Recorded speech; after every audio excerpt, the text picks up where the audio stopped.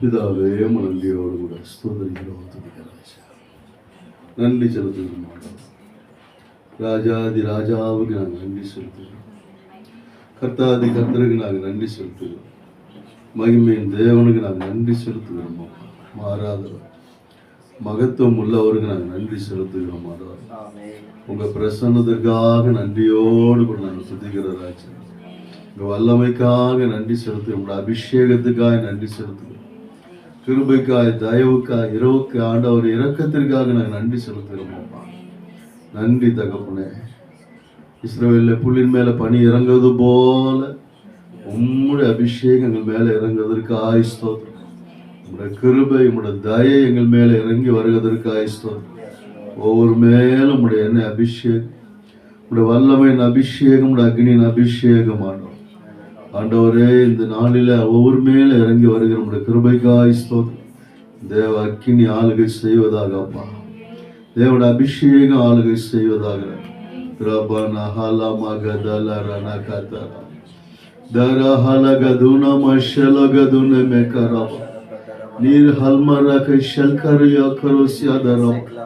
நீர் விரும்புகிற மாற்றம் எங்களுக்குள்ள உண்டாகட்டுமா. உம்முடைய எண்ணங்கள் எங்களுடைய எண்ணங்களாய் மாறட்டும். உம்முடைய சிந்தனை எங்களுடைய சிந்தனையாய் மாறட்டும். உம்முடைய இருதய விருப்பம் எங்களுடைய இருதய விருப்பமாய் மாறட்டும். நாவில உம்முடைய அக்கினியை வைப்பீராகப்பா, நாவில உம்முடைய அக்கினியை வைப்பீராக. எங்கள் உதடுகளை எல்லாம் உம்முடைய அக்கினி தொடட்டும்.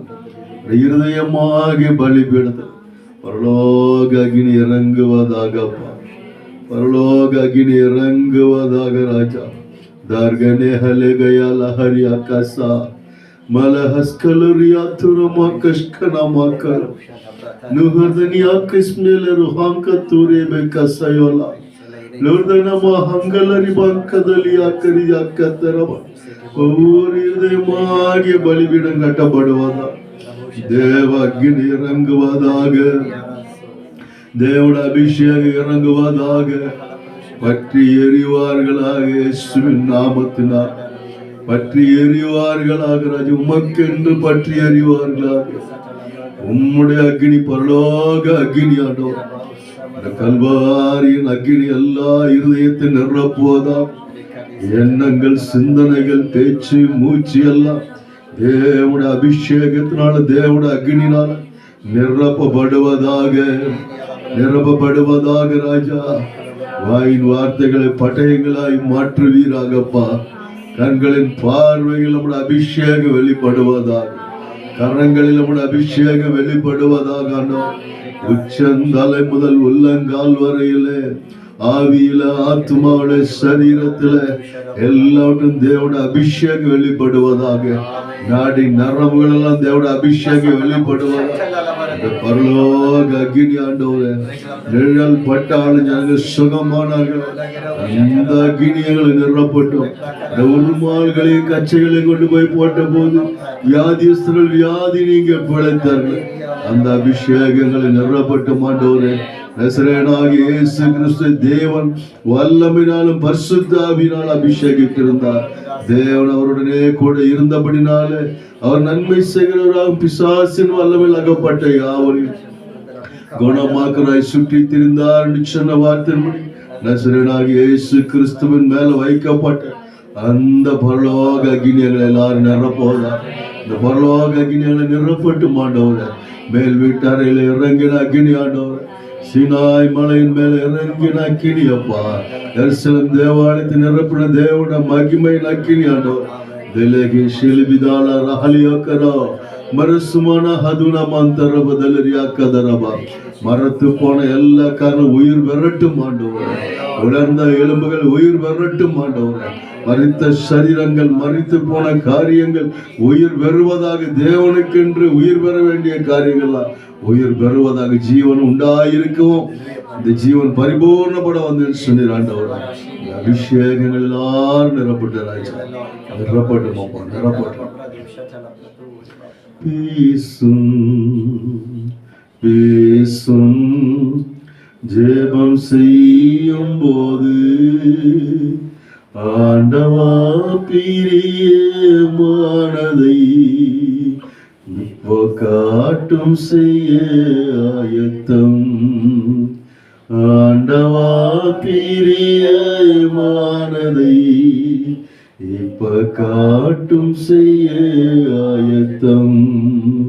பேசும் பேசும் ஜெபம் செய்யும் போது ஆண்டவா பிரியமானதை இப்ப காட்டும் செய்ய ஆயத்தம். அக்கினி எங்களை நிரப்பட்டு ராஜா ஆண்டவரே, இந்த கால வேளை, இந்த ஆண்டினுடைய இந்த ஆண்டவரே, இந்த இறுதி மாதத்துல இந்த 30வது நாளில கூடி வரும்படியாய் தந்த கிருபைக்காய் ஸ்தோத்திரம். நாளை இரவில் ஆண்டவர் ஒரு புதிய ஆண்டுக்குள்ளே கடந்து செல்ல போகிறோம். அந்த புதிய ஆண்டுக்கான ஒரு புது எண்ணெயினால் எங்களை நிரப்புகிறார், புது அபிஷேகத்தினால் எங்களை நிரப்புகிறார், புது பலனால் எங்களை நிரப்புகிறார், புதிய கிருபையினால் எங்களை நிரப்புகிறார், புதிய அக்னியினால் எங்களை நிரப்புகிறார், புதிய தரிசனங்களினால் நிரப்புகிறார்கள், புதிய வெளிப்பாடுகளினால் எங்களை நிரப்புகிறார்கள். இதோ நான் சகலத்தையும் புதிதாக்குறேன். சரியில்லை, எல்லாம் புதிதாய் மாறட்டும், எல்லாம் புதிதாய் மாறட்டும். ஒரு சத்துருக்கிற இல்லாதபடிக்காக முற்றிலுமா தேவ மகிமை, தேவன அபிஷேகம், தேவன அக்கினி, தேவன வல்லமைகளை நிரப்பட்ட சுவாமி. வல்லமை மேல வல்லமை இறங்க, மகிமை மேல மகிமை இறங்க, கிருபை மேல கிருபை இறங்கட்டும்.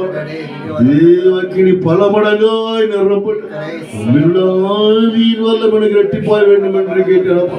இரட்டிப்பாக ஆண்டவரே, பல மடங்காய் நாங்கள் கேட்கிறோம். பல மடங்கு, கணுக்கான அளவு அல்ல, முழங்கால அளவு அல்ல, இடுப்பளவு அல்ல, நீச்சல் ஆழத்துக்களை கொண்டு செல்வீராக. தேவ அபிஷேக நீச்சல் ஆழத்துக்களை கொண்டு செல்லட்டும்.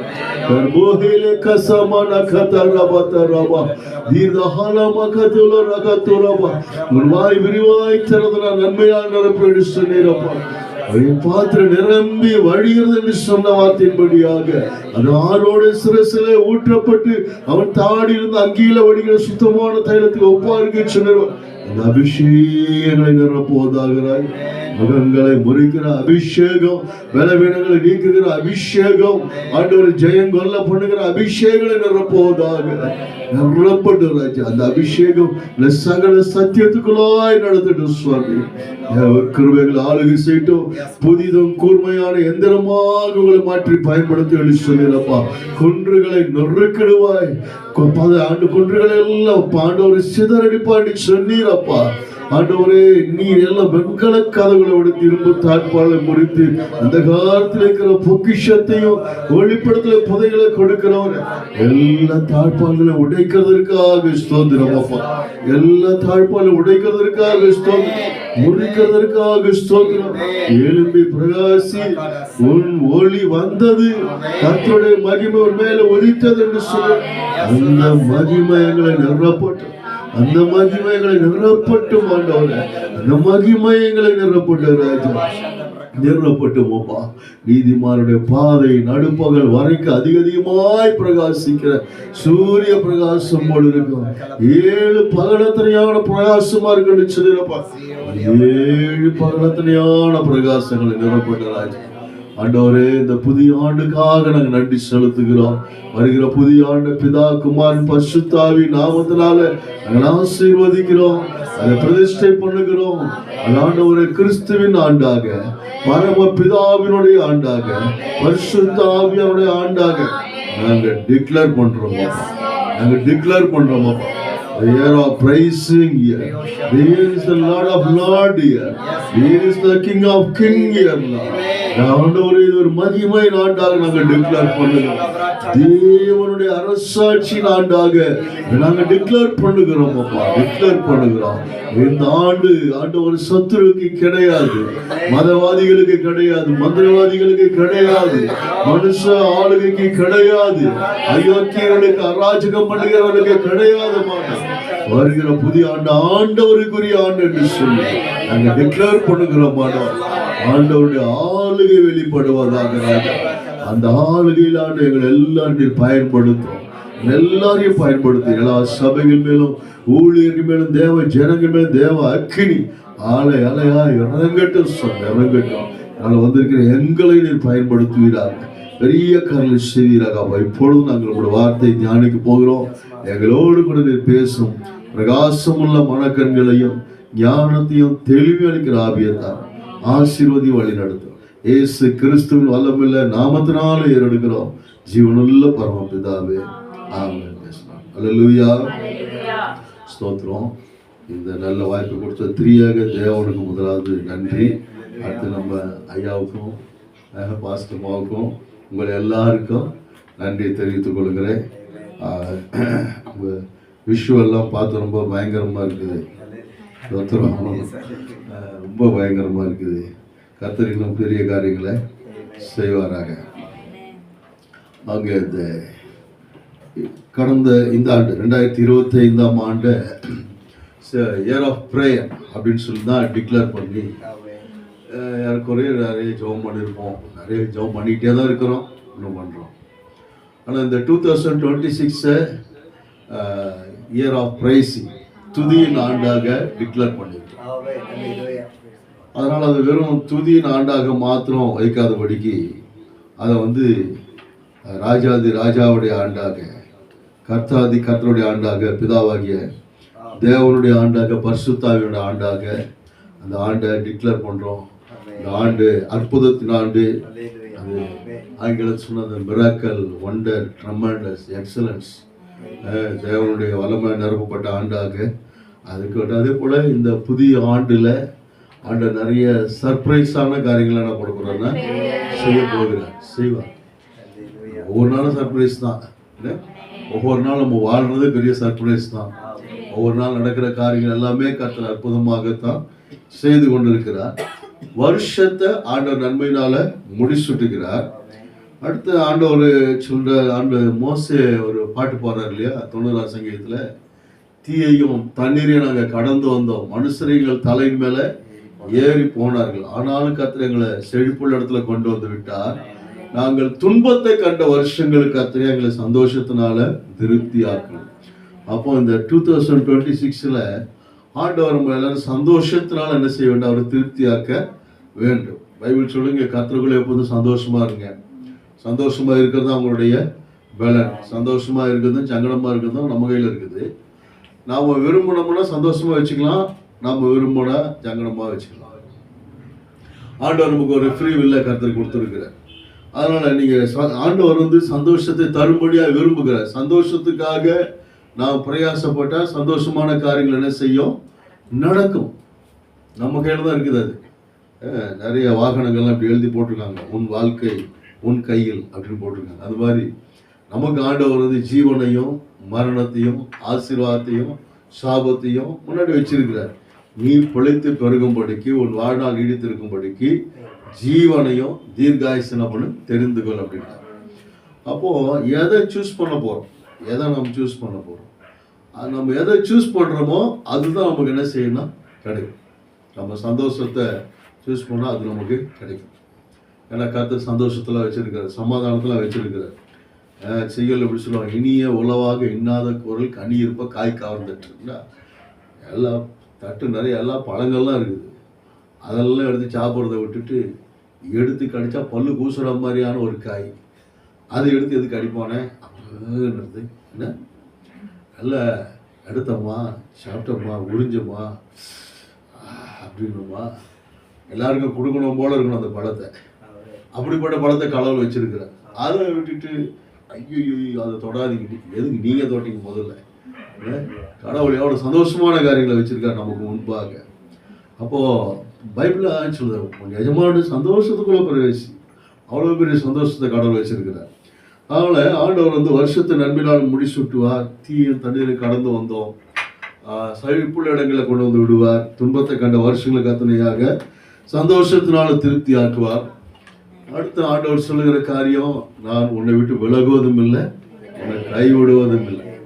அவர் நம்ம கூடவே தான் என்ன செய்யறாருன்னா, அவர் இருக்கிறார், நம்முடைய உள்ளங்கையில வரைந்து வைத்திருக்கிறார். மிக 7:15 படி அவர் நம்ம அதிசயங்களை காண பண்ணுவார். அதுக்கு மேல ஆண்டவர் சொல்ல, உன் இருதயம் அதிசயப்பட்டு பூரிக்க அப்படின்றார்.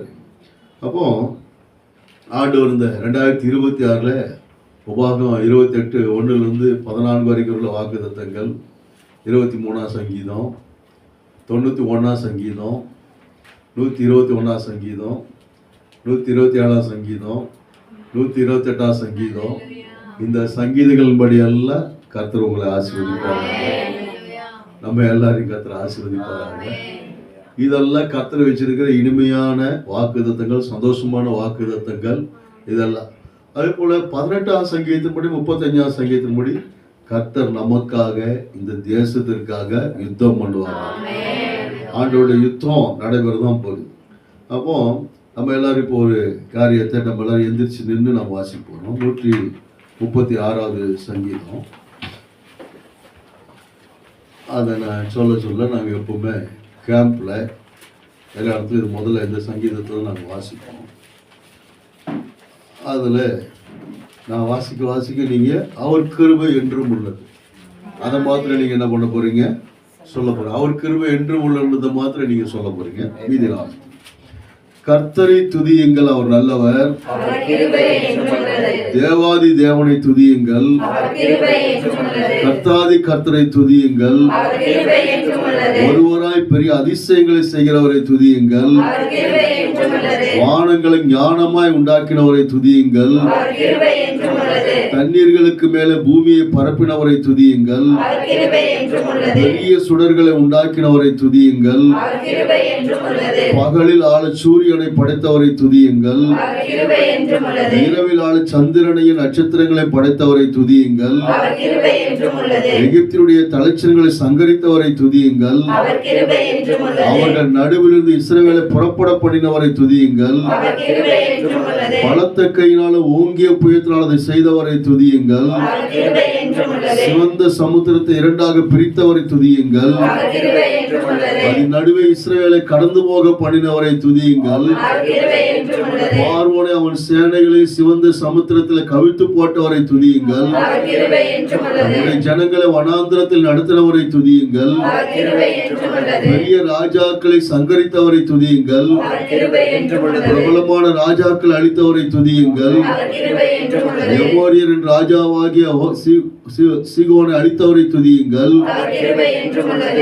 பாசானின் ராஜாவாக ஓகை அளித்தவரை துதியுங்கள். அவர்கள் தேசத்தை சுதந்திரமாக தந்தவரை துதியுங்கள். அவர் தம்முடைய தாசனாகி இஸ்ரவேலுக்கு சுதந்திரமாக தந்தவரை துதியுங்கள். நம்முடைய தாழ்வில் நம்ம நினைத்தவரை துதியுங்கள். நம்முடைய சத்துருக்களின் கையில் நம்மை விடுதலை பண்ணினவரை துதியுங்கள். மாம்ச தேகமுள்ள யாவுக்கு ஆகாரம் கொடுக்கிறவரை துதியுங்கள். பரலோகத்தின் தேவனை துதியுங்கள். கிருபை என்றும் உள்ளது, அவர் கிருபை என்றும் உள்ளது. அவரை போற்றியும் துதித்து பாடியும் அல்லேலூயா என்றால் பரிப்போம். அவரை போற்றியும் துதித்து பாடியும் அல்லேலூயா என்றால் பரிப்போம். அல்லேலூயா. எல்லாம் உட்கார்ந்து கொள்வோம். அப்போ அவருடைய கிருபை என்றும் உள்ளது. இப்போ இந்த வருகிற 2026க்கு முன்பதாக நாம் அதை சொல்லுகிறோம். ஆண்டவருடைய கிருபையினால் ஆண்டவர் எப்படி இஸ்ரவேல் மக்களை 430 வருஷம் அடிமைத்தனத்திலிருந்து விடுதலை பண்ணினாரோ, ஏன் விடுதலை பண்ணார் அப்படின்னா அந்த ஜனங்களை அவர் ஆராதிக்க வேண்டும். அப்போ இந்திய தேசத்தின் ஜனங்களை விடுதலை பண்ணணும்னா இந்திய தேசத்தில் இருக்கிற ஜனங்கள்லாம் கர்த்தரை ஆராதிக்கணும். அது அவருடைய நோக்கம், அதான் நம்முடைய நோக்கம். ஆனால் கிறிஸ்துமஸ் நாட்களில் வட இந்தியாவில் நடந்த காரியங்கள், கேரளாவில் நடந்த காரியங்கள் நீங்கள் பார்த்துருப்பீங்க. ரொம்ப வேதனையான காரியங்கள். இந்த அரசாங்கம் ஒரு வித்தியாசமான அரசாங்கமாக போய் கொண்டிருக்குது. எஸ்ஐஆர் என்கிற ஃபார்ம் கொண்டாந்து அவங்க என்ன பண்ண பல காரியங்கள் செய்கிறாங்க. பல வாக்குகள் நீக்கப்படுகிறது. பல காரியங்கள் எப்படியாக தேசத்தில் அழிவை கொண்டு வரும்படியாக இஸ்லாமியர்களை, கிறிஸ்தவர்களை, தாழ்த்தப்பட்ட மக்களை, இன்றுன்னா அவங்க சொல்கிற ஒரு குறிப்பிட்ட மக்கள் அவங்க தான் இன்று, மற்ற யாரும் கிடையாது. கல்வியில் குலக்கல்வியில் கொண்டு வருகிற காரியங்கள், 3ஆம் கிளாஸ் கவர்மெண்ட் எக்ஸாம், 5ஆம் கிளாஸ் கவர்மெண்ட் எக்ஸாம், 8ஆம் கிளாஸ் கவர்மெண்ட் எக்ஸாம், இதெல்லாம் வச்சு அவங்க ஃபெயிலான போய் குளத்தொழில் செய்வோம். இந்திய நுழைக்க முடியலன்னு இந்திக்காரங்களே கொண்டு வந்து நுழைக்கிறது. தொழிலாளர் சட்டங்களை கொண்டு வேலை இல்லாமல் ஆக்கிறது. யார் வேணாலும் எப்போ வேணாலும் வேலையை விட்டு தூக்கலாம். ரிட்டையர்மெண்ட் பணம்லாம் கொடுக்க முடியாது. ஓய்வூதியெல்லாம் கொடுக்க முடியாது. குடி உரிமைகளை பறிக்கிறது. நாடு இல்லாதவர்களாய் வீடு இல்லாதவர்களாய் மாற்றி கிறிஸ்தவர்களை, இஸ்லாமியர்களை கொண்டு போய் அகதிகள் முகாமில் அடைச்சி ஏதாவது ஒரு ராத்திரியில் கொண்டுறது. இது மாதிரி பிசாசினுடைய காரியங்கள்லாம் தேசத்தில். பீகாரில் எலெக்ஷன் நடந்துடுச்சு. கேரளாவில் உள்ளாட்சி தேர்தல், ஒரு பல இடங்களில் ஆட்சிகளை பிடிக்கிறேன். ஆனால் அடுத்து தமிழகம், கேரளா, அஸ்ஸாம், மேற்கு வங்கம், புதுச்சேரிக்கெல்லாம் தேர்தல் நடைபெற போகுது. இதெல்லாம் பிடிச்சி இந்த இந்திய தேசத்தை அவங்க ஒரு அந்த இந்து தேசம் அப்படின்னு சொல்லுறதுக்காக பிரயாசப்படுகிறார்கள். ஆனால் ஒரு தேசம் என்பது எல்லா ஜனங்களும் வாழக்கூடிய தேசம். எல்லாம் இந்துக்கள் இருப்பாங்க, முஸ்லீம்கள் இருப்பாங்க, கிறிஸ்தவர்கள் இருப்பாங்க, எல்லாரும் இருப்பாங்க. ஒரு அதிகாரியாக இருக்கிறவங்க, பொறுப்பில் இருக்கிறவங்க, ஒரு பிரைம் மினிஸ்டராக இருக்கிறவங்க, முதலமைச்சராக இருக்கிறவங்க, அந்த தேசத்துக்கு எல்லா ஜனங்களையும் நேசிக்கணும், எல்லா மக்களையும், எல்லா மதங்களையும் நேசிக்கணுமே தவிர இப்படிப்பட்ட காரியங்கள்லாம் செய்யக்கூடாது. இது மாதிரியான பிரச்சனைகள், இந்த மாதிரியான போராட்டங்களை எத்தனையோ ஆண்டுகளாக இந்த தேசம் சந்தித்திருக்குது. கிறிஸ்தவம் சந்தித்திருக்குது. எல்லாவற்றையும் கிறிஸ்தவம் ஜெயிச்சிருக்கு. இல்லாமல் ஆக்குவேன் என்று சொன்னவர்களை எல்லாம் கர்த்தர் இல்லாமல் ஆக்கினார். சத்துருக்கள் இல்பொருள் ஆவார்கள்.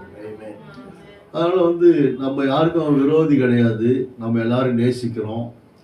எந்த கட்சியை சார்ந்தவங்க கிடையாது, எந்த மதத்தை சேர்ந்தவங்க கிடையாது. கிறிஸ்தவம் என்பது ஒரு மதமும் கிடையாது. அது ஒரு நல்ல மார்க்கம்.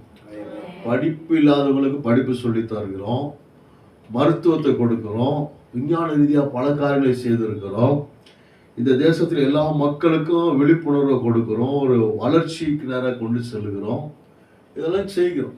இதெல்லாம் கிறிஸ்தவம் செய்கிறது.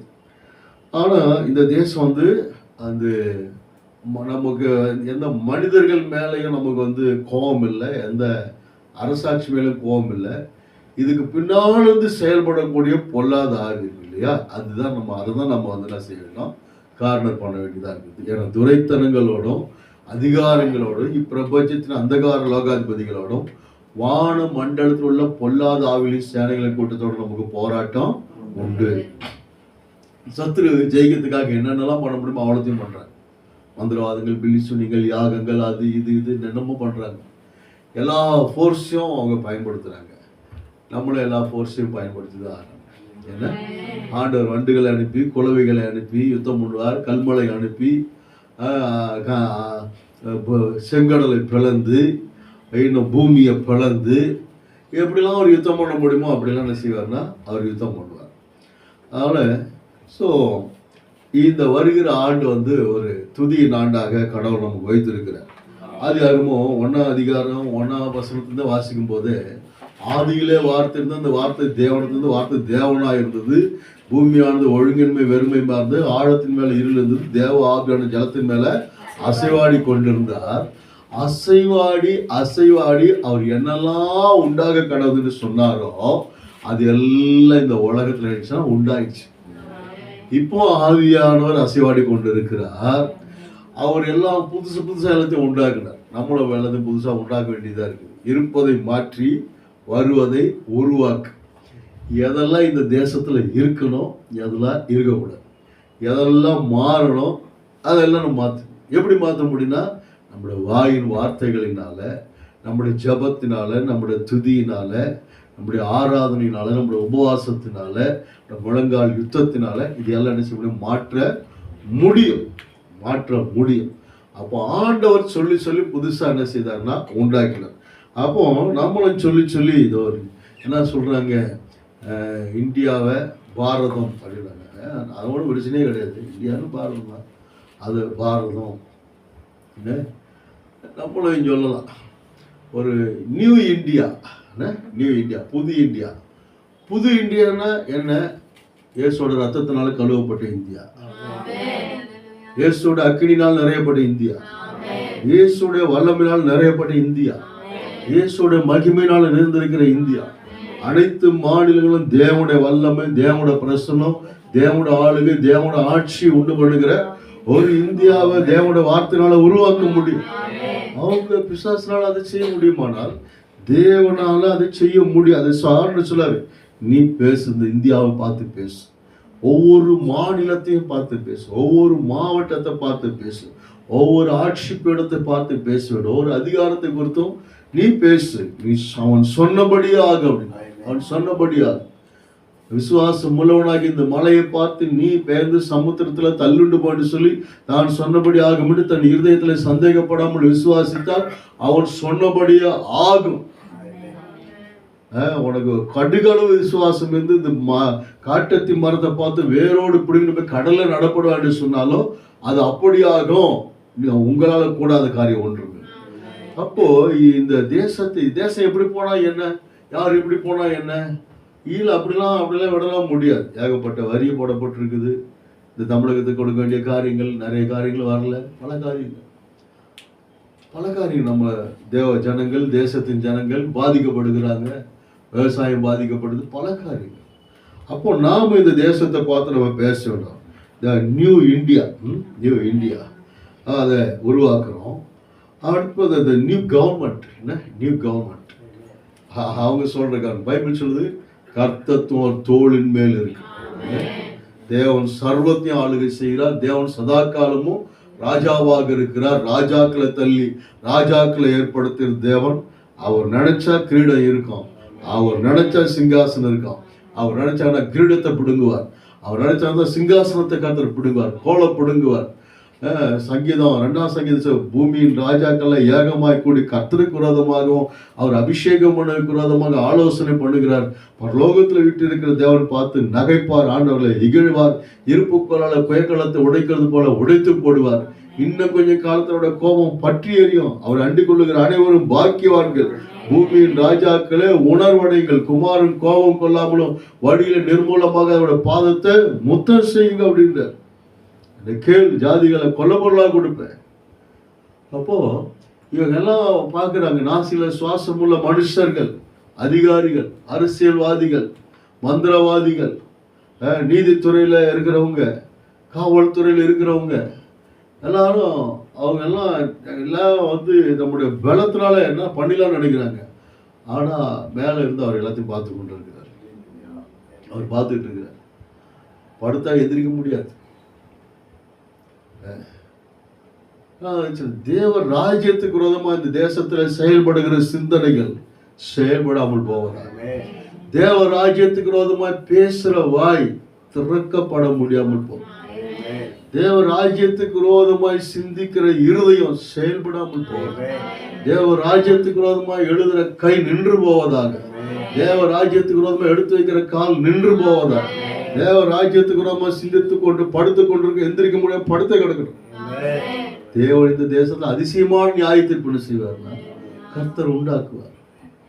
முள்ளிலே உதைப்பது உனக்கு கடினமாடு, இந்த கல்ல மோதுகிறவனை நொறுங்கி போவான். இது எவன் மேல் விழுகிறதோ அவன் நசுங்கி போவான். இந்த கல்லின் மேல என் சபையை கட்டுவேன், பாதாளத்தின் வாசல்கள் அதை மேற்கொள்வதில் அப்படின்றார். அப்போ ஆண்டவர் இந்த தேசத்துல அதிசயமான நியாய தீர்ப்புகளை கர்த்தனை செய்ய போறாருன்னா உண்டு பண்ணதான் போறாரு. ஏன்னா இதெல்லாம் வித்தியாசமா தான் இருக்குது. தமஸ்கு வீதியில சவுலை சந்தித்தார் இயேசு. அந்த பெரிய வெளிச்சத்தை பார்த்து ஆண்டவரே நீரியா, நீ துன்பப்படுத்துற இயேசு நான், முள்ளிலே உதைக்கிறது உனக்கு கடினமா. என்ன நடந்துச்சு? 3 நாள் கண்ணு தெரியாம போச்சு, போட்டோம். யாருக்கு? யாரெல்லாம் கிளம்புறாங்க, கண்ணு தெரியாம போட்டோம். அங்கங்க ஒரு அனனியாவை எழுப்பி கர்த்தர் ஜெபம் பண்ண வச்சுட்டோம். மேல இருந்து கீழே வந்து மாட்டை போல புல்ல மேய்ஞ்சானோ நேபுகாத் நேச்சர் மேயட்டும். தேவனால் அனுப்பப்பட்ட கையூர் வந்து மென்னே மென்னே தெக்கேல் உபாசின் தராசில நிற்கப்பட்டு குறைய காணப்பட்ட அனுப்புங்க, கை அனுப்புங்க, அங்க எழுதிட்டோம். உன் ராஜ்யத்துக்கு தேவன் முடிவு உண்டாக்கி கையினால பெயர்க்கப்படாத ஒரு கல் உருண்டு வந்து சிலையின் மேலும் போதினது, சிலையை விடால் தூள் தூளாய் உடைந்து போனது, கல்லானது வளர்ந்து பூமியை நிரப்பினது. உலகத்துல எல்லா ராஜ்யமும் எழும்பும், ஆனா ஒரு ராஜ்யம் கூட நிக்காது. கிறிஸ்துவின் ராஜ்யம் மாத்திரம்தான் நிற்கும். அப்போ கையினால பெயர்க்கப்படாத அந்த கல் கிறிஸ்துவே. சொப்பன நிச்சயம் அர்த்தமோ சத்தியம். இப்போ இந்த தேசத்துல மீண்டுமாய் கர்த்தர் வந்து கொஞ்சம் அதிசயமான நியாய தீர்ப்புகளை, அற்புதமான நியாய தீர்ப்புகளை கர்த்தர் உண்டாக்க வேண்டியதா இருக்கு. நான் ஒன்று சொல்லியிருப்பேன், சக்கரப்பட்டு மாவட்டத்தில் பாஸ்டர் அவர் பேர் வந்து சம்பாக், அவர் ஊர், அவர் பேர் டக்குன்னு ஞாபகத்துக்கு வரல. அந்த ஐயா ஒரு வயசான ஐயா, பேட்டி கட்டியிருப்பார், ஜிப்பா போட்டிருப்பார், வந்து ஊழியம் செய்கிறாரு. அவர் அடிக்கிறதுக்காக கையை வாங்கியிருக்காரு ஒருத்தர். ஏசு நாமதெல்லாம் கை நின்று போட்டோம் அப்படின்ட்டு கை நின்று போயிச்சா, நின்றுச்சு. வீட்டில் இருக்காலும் ஐயா சாமி கையை இறக்கி விட்டு போங்க, நாளைக்கு சாயங்காலம் 5:30 மணிக்கு நான் வருவேன், மொத்த குடும்பமும் ஏசு ஏற்றுக்கிட்டு தான் கையை இறக்கி விட்டு போகிறேன், இல்லைன்னா அண்ணாத்துறை சில மாதிரி நிற்கிட்டோம். அது சாயங்காலம் 5:30க்கு தூக்கம் வந்து மறுநாள் சாயங்காலம் 5:30க்கு அண்ணாத்துறை ஆகிட்டார். மறுநாள் சாயங்காலம் வந்தார் பாஸ்டர், வயசான மனுஷன் வந்து, என்ன சொல்கிறீங்க ஐயா, நாங்கள் எல்லாரும் ஏசு ஏற்றுக்கிறோம் ஐயா, ஏசு விரோதமாக நாங்கள் பேச மாட்டோம். மொத்த குடும்பமும் சரண்டர் ஆச்சு. ஜெபம் பண்ணாரு, கை இறங்குச்சு. அந்த கையை தூக்கணும் ஐயா இப்போ சிங்கப்பெருமா கோயிலில் பாஸ்டராக இருக்கிறார். அவங்க அம்மா அப்பாலாம் ஊழியம் செஞ்சுட்டு இருக்கிறாங்க. ஒரு தம்பி திருவண்ணாமலையில் பாஸ்டராக இருக்கிறான், இன்னொரு தம்பி ஈரோடில் பாஸ்டராக இருக்கிறான். அப்படி எல்லாமே இன்னொருத்தர் அந்த மாடலில் மிஷினரியாக இருந்து வந்திருக்கிறாரு. மொத்த குடும்பமும் அட்டாக் ஆயிடுச்சு. அப்போ கொஞ்சம் எதிராக பேசுகிற கையெல்லாம் நிற்கட்டும், வாய் திறந்தா வாய் மூடக்கூடாது, வாய் மூடனா மறுபடியும் திறக்கக்கூடாது. ஆமாம், ஆண்டவர் கோணலானதை நேராக்குகிறவர். நான் சொன்ன கொஞ்சம் நேராக்கிறதுலாம் கோணலாக்குங்க, ஆக்கி விடுங்க, கொஞ்சம் வெண்டாகட்டும், எல்லாம் நேராக இருக்கிறதுன்னு அப்படி இருக்குது. கொஞ்சம் எல்லாத்தையும் வளைச்சி விட்டிங்கன்னா எல்லாம் கோணையாக போயிட்டு இருக்கோம். நம்மளை கொண்டு தான் கற்றுட்டு கோணலானதெல்லாம் என்ன செய்யணும், நேராக்கணும். அப்போது இதெல்லாம் தேசத்து மேலே உண்ட வைராக்கியத்தினால, தேசத்துக்காக ஜெபிக்கிறதுனால உள்ளே இருக்கிற ஒரு வெறித்தனம். இந்த எலெக்ஷனுக்கு முன்னாடியே நீங்கள் ஆண்டவரை எல்லாத்தையும் முடிச்சுடுங்க. எலெக்ஷன்லாம் நடந்து அதெல்லாம் வேணாம். அதுக்கு முன்னாடியே நீங்கள் என்ன பண்ண முடியுங்க, அதுக்கு முன்னாடி என்கவுண்டரை ஸ்டார்ட் பண்ணுங்க. என்கவுண்டர் ஸ்டார்ட் பண்ணுங்க. அப்போ என்ன நினச்சிக்கிட்டு இருக்காங்க இந்த தேசத்தில் இல்லையா? அப்போ தேசத்துக்காக நம்ம கொண்டாட வேண்டியது அவசியமாக இருக்குது. கொஞ்சம் துணிகரமாக அப்படிலாம் ஜெபம் பண்ண வேண்டியது அவசியமாக இருக்குது. அப்போ new government, new parliament, new crown, எல்லாத்தையும் ஆண்டவர் எல்லாத்தையும் நியூ சேர், ஆண்டவருக்கு பிரியமில்லாத சிங்காசனத்தை எல்லாம் பிடுங்கி எறிவீரார். கர்த்தருக்கு பைபிளாக சொல்லுது, பிதா நடப்படாத நாட்டெல்லாம் வேரோடு பிடுங்கி எறியும். ஒவ்வொரு மாநிலத்திலையும் ஆண்டவரை நாங்கள் பிடிச்சிட்டோம், நாங்கள் அதை பண்ணிட்டோம், அதை பண்ணிட்டோம். யார்? ஸோ தேவனுக்கு சித்தமில்லாத ஆட்சி பீடங்கள்லாம் அடித்து நொறுக்கப்படுவதாக, தேவனுக்கு பிரியமில்லாத சிங்காசனங்கள்லாம் பிடுங்கி எறியப்படுவதாக. தேவன் யார் என்பது, ஏன்னா இப்போ மோதுறது யார்கிட்ட அப்படின்னா தேவன் இடத்துல தான். இது மனுஷருக்கு நடக்கிற ஒரு யுத்தம் கிடையாது, தேவனுக்கும் பிசாசுக்கு நடக்கிற ஒரு யுத்தம். அந்த யுத்த காலத்துல நாம எல்லாம் நின்று கொண்டிருக்கிறோம். பைபிள் சொல்லுது, தாவீது கர்த்தருடைய யுத்தங்களை நடத்தினான்னு சொல்லு.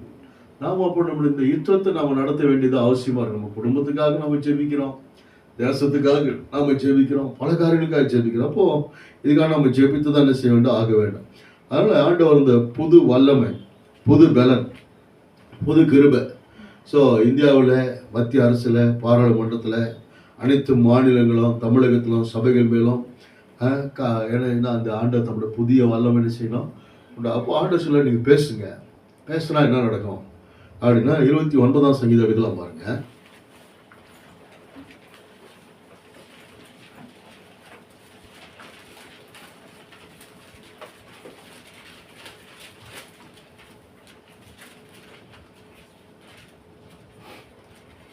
இருபத்தி 29ஆம் சங்கீதம். பலவான்களின் புத்திரரே, கர்த்தருக்கு மகிமையும் வல்லமையும் செலுத்துங்கள். கர்த்தருக்கே அதை செலுத்துங்கள்.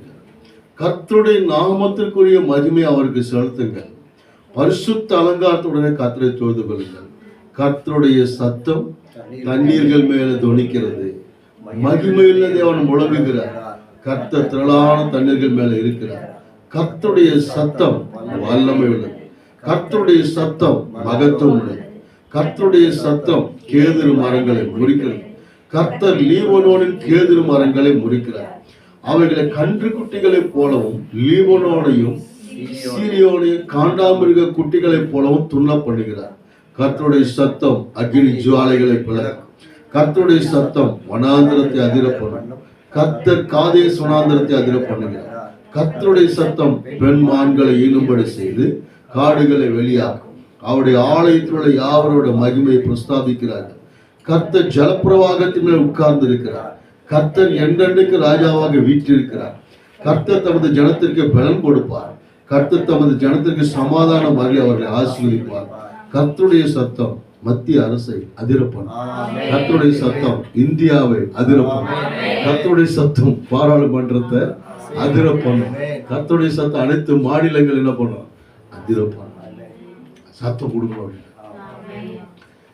சிங்கம் கர்ஜிக்கிறது, யார் பயப்படாது? கர்த்தர் தீர்க்க தரிசனம் உரைக்கிறார், யார் சொல்லாது? அப்போ பல கோஷங்கள் தேசத்துல, பல கோஷங்கள். அப்போ எதுக்கோ என்னென்னமோ சொல்றாங்க இல்லையா? அதுக்கு ஜே, இதுக்கு ஜே. நாம எதுக்கு ஜே சொன்னா ராஜாதி ராஜாவுக்கு ஜே, கர்த்தாதி கர்த்தருக்கு ஜே. இந்தியில சொன்னா இயேசு மசி, இயேசு மசிக்கு ஜே. அவங்க எதுக்கோ செய்யறாங்க? நை நை நை நை ஆளுகளாம் கிடையாது. ராஜாதி ராஜாவுக்குமா இயேசு மசிக்கு தான் ஜே. எதுக்கு ஜே கிடையாதுன்னா அதுக்கு ஜே, இதுக்கு நோ. அதை ஏற்றுக்கொள்ள முடியாது. அந்த கோஷங்கள் எல்லாம் இல்லாமல் போவதா, அந்த சத்தம் எல்லாம் அடங்கி போவதா, இறையாது. தேவனுக்கு மகிமை செலுத்தாத எல்லா கோஷங்களும் தேசத்துல இறையாது அமைதலார் என்று சொல்லி கட்டளை கொடுக்கும். கமாண்ட் இந்த நேம் ஆஃப் ஜீசஸ். ஹல்லேலூயா. அப்போ இங்க ஆண்டவர் சொல்றார், அப்போ இந்த சத்தம் எல்லாத்தையும் அதிர பண்ணணும். இந்திய தேசத்தை அதிர பண்ணணும். அதிர பண்ணணும். ராகாப் என்ற சகோதரி சொல்றா, இந்த ஜோசுவா கிட்ட அவங்க சொல்லும்போது சொல்றா, உங்கள் நிமித்தம் எங்கள் இருதயமெல்லாம் கரைந்து போயிட்டு, நாங்கெல்லாம் சோர்ந்து போயிட்டோம். எங்களுக்கு இப்பயே தெரிஞ்சு போச்சு, கர்த்தர் தேசத்தை உங்க கையில ஒப்பு கொடுத்துட்டாரு. அப்போ அவங்க எல்லாம் போய் சொன்னதுன்னா, அவர்களை காத்த நிழல் அவர்களை விட்டு விலகிட்டு நாம் அதை எளிதாய் சுதந்திரித்துக் கொள்ளலாம். கர்த்தர் நம்மோடு கூட இருக்கிறார். உலகத்துல இருக்கிறவனை காட்டிலும் நமக்குள்ள இருக்கிற தேவன் பெரியவர். நம்முடைய விசுவாசம் உலகத்தை ஜெயிக்கிற ஜெயம். ஏன்னா அந்த 2026ல எல்லாம் நான் சொல்றேன், இன்னும் ஒரு 100 நாள் தான், இன்னும் ஒரு 3 மாசம் தான் பாருங்க. அப்புறம் ஆட்டத்தை பாப்போமா? ஆட்டத்தை யார் ஆட்டத்தை? ஆட்டத்துல கத்துறோம் அட்டக்கும். எவ்வளவு ஒரு தைரியம், எவ்வளவு ஒரு துணிகரம், எவ்வளோ ஒரு காரியம். தேசத்தில் கலவரங்கள், தேசத்தில் ரத்த ஆறு ஓடு பண்ண முடியாது. எவன் செத்தா என்ன, எவன் போனா என்ன, எவன் குடி கெட்டா என்ன, அப்படிப்பட்ட ஆட்களை காத்து தூக்கி எறியாங்க. இப்போ தேசம் அமைதலாக இருக்க வேண்டும்னா நாம் களத்தில் இறங்கி தானே. வேற யாரும் நீதிமன்றம் தேசத்தில் நீதி செய்ய முடியாது. காவல்துறை தேசத்தில் அவங்களால செய்கிறாங்க. அவளை எல்லா பாதுகாப்பும் கொடுக்க முடியாது, எல்லாத்தையும் சரிப்படுத்த முடியாது. கர்த்தர் ஒருவர் மாத்திரம்தான் நீதி செய்ய முடியும். ஏன்னா குற்றவாளிகளும் வெளியே வராங்க, குற்றவாளிகளுக்கு சாலை போட்டு வரவேற்கிறாங்க, குற்றவாளிகளை அமைச்சர்களாக இருக்கிறாங்க, அக்யூஸ்டுகள் அக்கிரமக்காரர்கள் ஆளக்கூடாது தேசத்தை. யோசேப்புகள் தேசத்தை ஆள வேண்டும், தானியல்கள் தேசத்தை ஆள வேண்டும், எஸ்தர் ராஜாத்திகள் மர்தகைகள் தேசத்தை ஆளுகை செய்ய வேண்டும். எல்லாம் கலவணிமெல்லாம் ஆளுகை செய்யக்கூடாது, அக்கிரமக்கார ஆளுகை செய்யக்கூடாது. நம்ம தேசத்தில் ஆண்டவர் எங்கள் தேசம் நல்லா இருக்கணும், எங்கள் தேசத்துக்கு மக்கள் நல்லா இருக்கணும். அப்போது நாம் அதுக்கு ஜெபித்து தான் ஆக வேண்டும். பாருங்க, இப்போ ராகாப் என்ற அந்த சகோதரிக்கு உண்டான அந்த பயம் சொன்னா இன்னைக்கு பிடிச்சிருக்கீங்க. இன்னொரு வசனம் சொல்லுது, மீகா தீர்க்க தரிசன புத்தகம் 7வது அதிகாரம் 14ஆம் வசனம். மீகா தீர்க்க தரிசன புத்தகம் 7வது அதிகாரம் 14 இருந்து.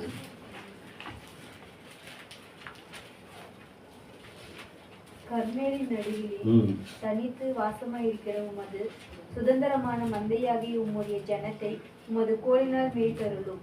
பூர்வ நாட்களில் மேய்த்தது போலவே அவர்கள் பாசானிலும் கிளையாத்திலும் மேய்வார்கள். கர்மேலின் நடுவிலே தனித்து வனவாசமா இருக்கிற உமது சுதந்திரமான மந்தையாகி உம்முடைய ஜனத்தை உமது கோலினால் மேய்த்தருளும். பூர்வ நாட்களில் மேய்ந்தது போலவே அவர்கள் பாசானிலும் கீழாயத்திலும் மேய்வார்களாக. நீ எகிப்து தேசத்திலிருந்து புறப்பட்ட நாளில் நடந்தது போலவே உன்னை அதிசயங்களை காணப்படும். So the 2026 year miracle year ஆக, the Lord of Lord year ஆக, King of King year ஆக, the glorious year ஆக, the tremendous year ஆக. ஆண்டவர், நாங்கள் அதை விரும்புகிறோம், விசுவாசிக்கிறோம்.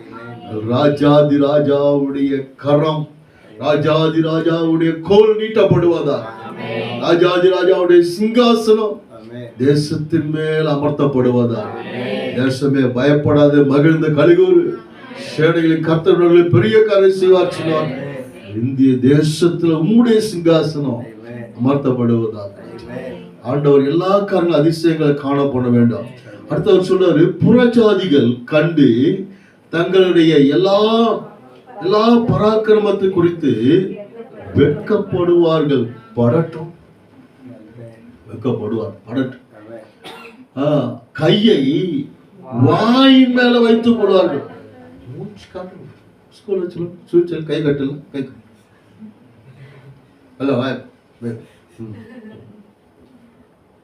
மாதிரி கை எங்க வச்சுக்கிடுவாங்களா? இப்படி வச்சா கூட பரவாயில்ல.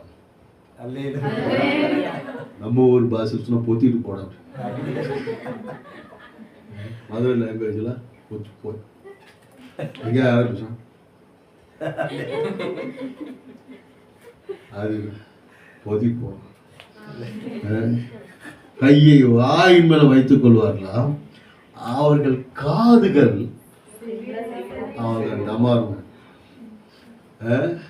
காதுகள் செவிடாய் போகுமா.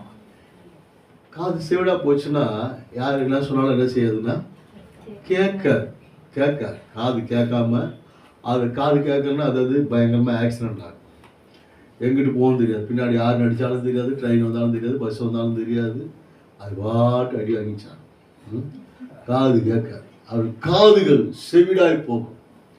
எல்லாத்தையும் நம்ம தான் சரிப்படுத்தணும். காதை வெட்டப்பட்ட காதை ஒட்ட வைத்தவர் இல்லையா நம்முடைய ஆண்டவர். காது கேளாதவர்கள காது கேட்க வச்சவர் இல்லையா. காது கேட்கிறவங்களாம் காது கேட்காம செய்யுங்க ஆண்டவரே.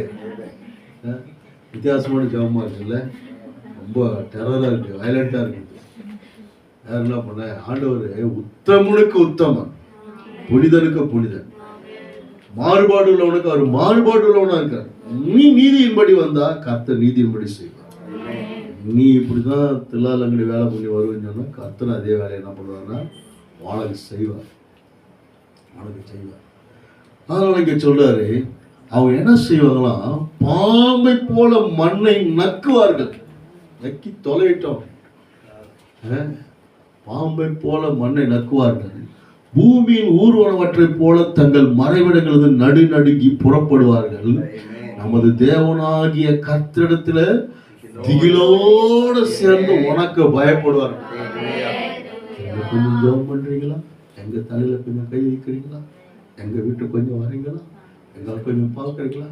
இல்லை கொஞ்சம் நீங்கள் காரி துப்புனா கூட நாங்கள் நல்லா ஆகிடும். பைக் போட்டு எச்சில் பட்டு சுகமான ஆண்டவர் எச்சி துப்பி சேரை உண்டாக்கி அந்த சேத்தை எடுத்து கண்ணில் வச்சு கழுப்போம். அப்போ உங்கள் எச்சிலெல்லாம் டிமாண்ட் ஆகிடும்.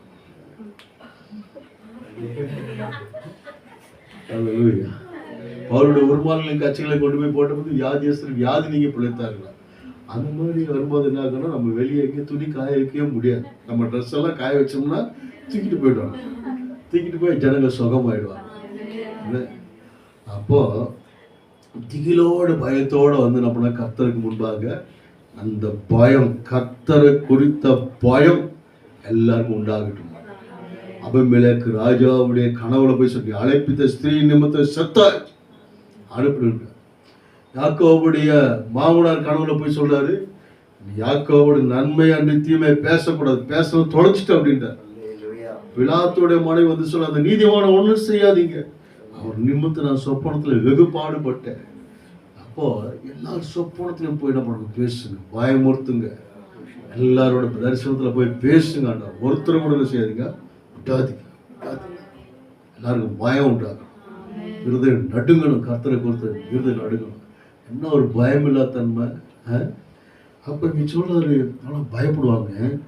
தமது சுதந்திரத்தில் மீதியானவருடைய அக்கிரமத்தை பொறுத்து மீறுதலை மன்னிக்கிற தேவரீருக்கு ஒப்பான தேவன் யார்? அவர் கிருபை செய்ய விரும்புகிறபடியால் அவர் என்றென்றைக்கும் கோபம் வையார். அவர் திரும்ப நம்ம மேல் இறங்குவார். நம்முடைய அக்கிரமங்களை அடக்கி நம்முடைய பாவங்களை எல்லாம் சமுத்திரத்தில் ஆழங்களை போட்டு விடுவார். தேவரீர் பூர்வ நாட்கள் முதல் எங்கள் பிதாக்களுக்கு ஆணையிட்ட சத்தியத்தை யாக்கோபுக்கு கிருபையும் ஆபிரகாமுக்கு கட்டளையிடுவீராக. நம்ம யாரும் எல்லாரும் கொல்லணும்னா நம்ம நினைக்கல, கொஞ்சம் எல்லாத்தையும் துஷ்டனுக்கு சிஷ்ட பரிபாலனம் அப்படின்னா கொஞ்சம் எல்லாத்தையும் தொட்டுக்கிட்டு ஆண்டவர் என்ன பண்ணுங்க, நீங்க உங்க வழிக்கு என்ன பண்ணுங்க கொண்டு வாங்க அப்படின்னு சொல்லி தான் நம்ம ஜெபம். தேசம் நல்லா இருக்கணும், மக்கள் நல்லா இருக்கணும், எல்லாம் நல்லா இருக்கணும். அப்போ இது தேசத்தை கொடுத்த ஒரு வைராக்கியம். மணி இன்னும் ஆகலை, 11 தான் ஆச்சு. ஸோ ஆதியாகமம் 4ஆம் அதிகாரம் 25-26 சொல்றாங்க, காயின் ஆபேல் என்ன பண்ணிட்டாரு, கொண்டாரு.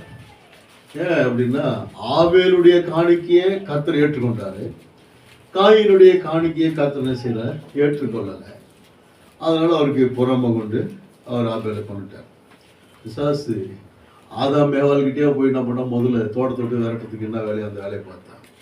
அடுத்து சொந்த சகோதரனை கொல்லும்படியான காரியத்தை என்ன பண்ணான்னா செய்தான். அப்போ அந்த ஆபேலுக்கு பதிலாக தான் யார் வந்து பிறந்தாரு பார்த்தீங்கன்னா, சேத்து வந்து பிறந்தாரு சொல்லி பார்க்குறேன்.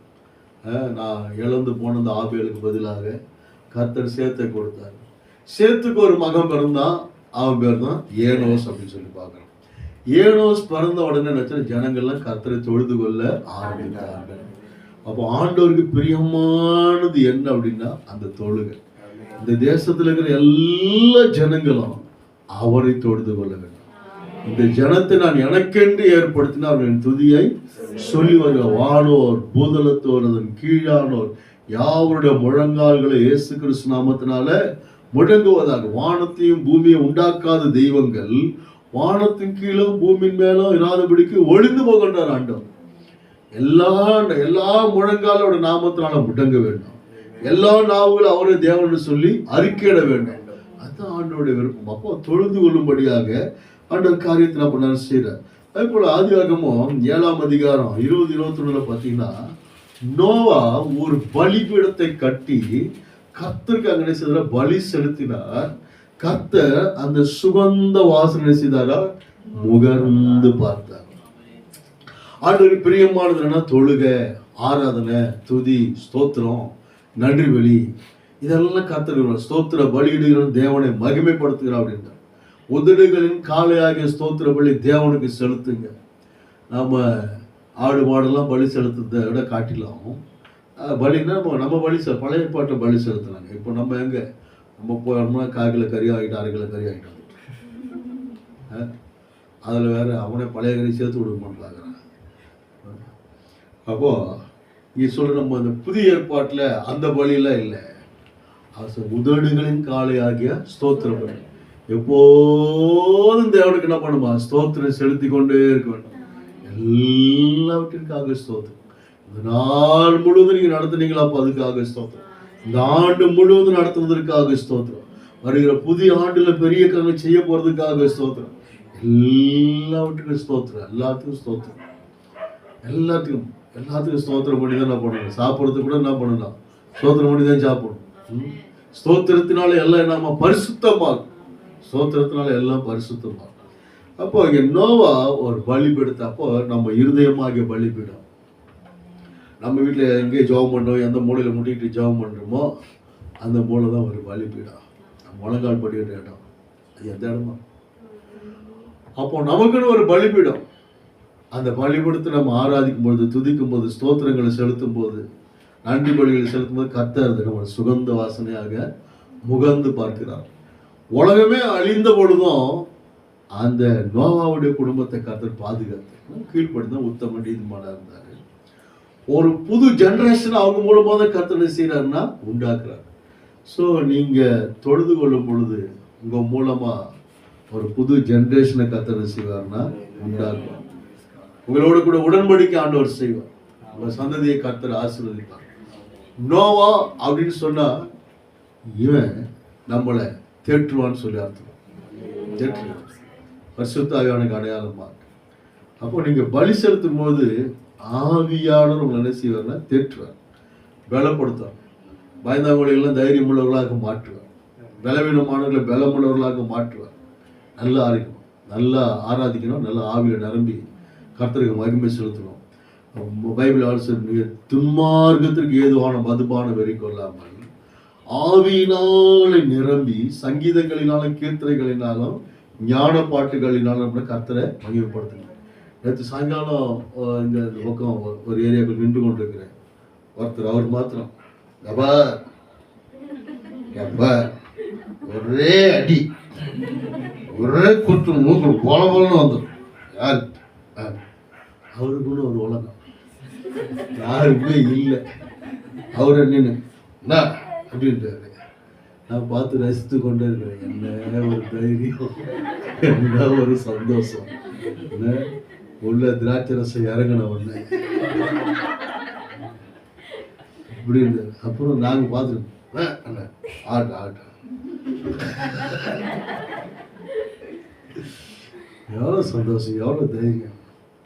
பேச்ச கேட்கல கேட்குதுடா, நீ பேச.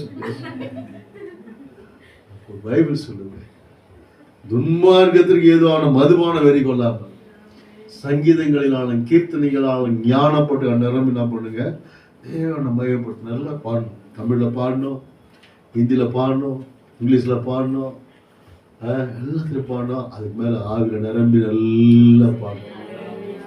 பரிசுத்த ஆவியில் நிரம்பி நசின பாடணும். நான் ஒரு நாள் அந்த ஒரு கிராம சர்ச்சில் பாட்டு ஆராதனை நடத்திட்டு இருக்கேன். நல்லா தெரிஞ்ச பாட்டு தான். தாவீதை போல நடனம் பாடி அப்பாவை ஸ்தோத்தரிப்பார். ஒரு 45 பேர் இருப்பாங்க, அவ்வளோதான். ஒரு சின்ன பிஞ்சு போன டேம்பரின் அதை வச்சுக்கிட்டு அவ்வளோ ஆவியில் நிரம்பி பாடிட்டு என்ன வந்தாலும் ஏது வந்தாலும் கர்த்தரை ஸ்தோத்திர பாட்டு ஏசப்பா தோத்திரம் பாடி முடிஞ்சவனை பார்த்தா நான் மாத்திரம்தான் சர்ச்சுக்குள்ளே இருக்கிறேன். மீதெல்லாம் குதிச்சு குதிச்சு அப்படியே வெளியே போயிட்டாங்க. வெளியே போயிட்டு ஆராதிச்சுட்டு இருக்கிறாங்க. எங்கடா அப்புறம் நிப்பாட்டிட்டு வாங்க வாங்க எல்லாம் உள்ள அப்படி மெய்மார்ந்து ஆராதிக்கிறாங்க. நானுமே அப்படியே விசுவாசியாக இருக்கும்போது முன்னாடி இருப்பேன். இந்த ஆராதிக்கும் போது எப்படி தான் பின்னாடி போகணும்னு தெரியாது. பின்னாடி போய் அது இந்த பக்கமாக நின்று நான் பார்த்து தனியாக திரும்பி நின்றுட்டு யாரு மேலே இடிக்காமல் அப்படி போய் ஏன்னா அப்படி. அதுக்கப்புறமா கொஞ்சம் அப்பப்போ அந்த மாதிரி நம்ம வந்து பண்ணக்கூடாது, அசிங்கமாக இருக்கு அப்படின்ட்டு அப்பப்போ ஆராதிக்கும் போது கண்ணை திறந்து பார்த்தேன்.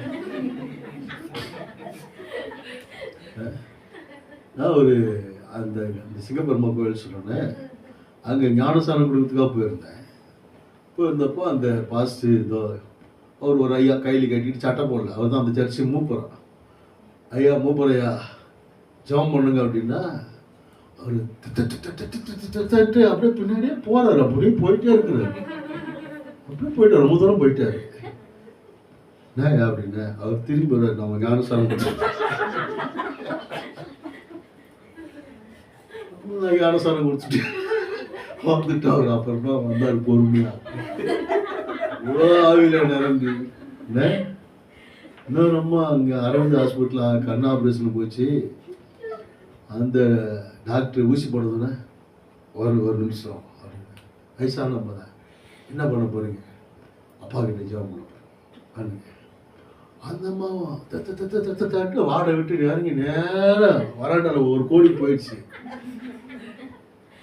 டாக்டர் நர்ஸ் ஊசியோட நின்றுருக்காரு. என்னது இது அப்புறம் அந்த அம்மா பிடிச்சி கொண்டாந்து, இன்னும் அப்பா கிட்ட பேசுறேன், அப்பா வீட்டில் இப்போ பேசக்கூடாது.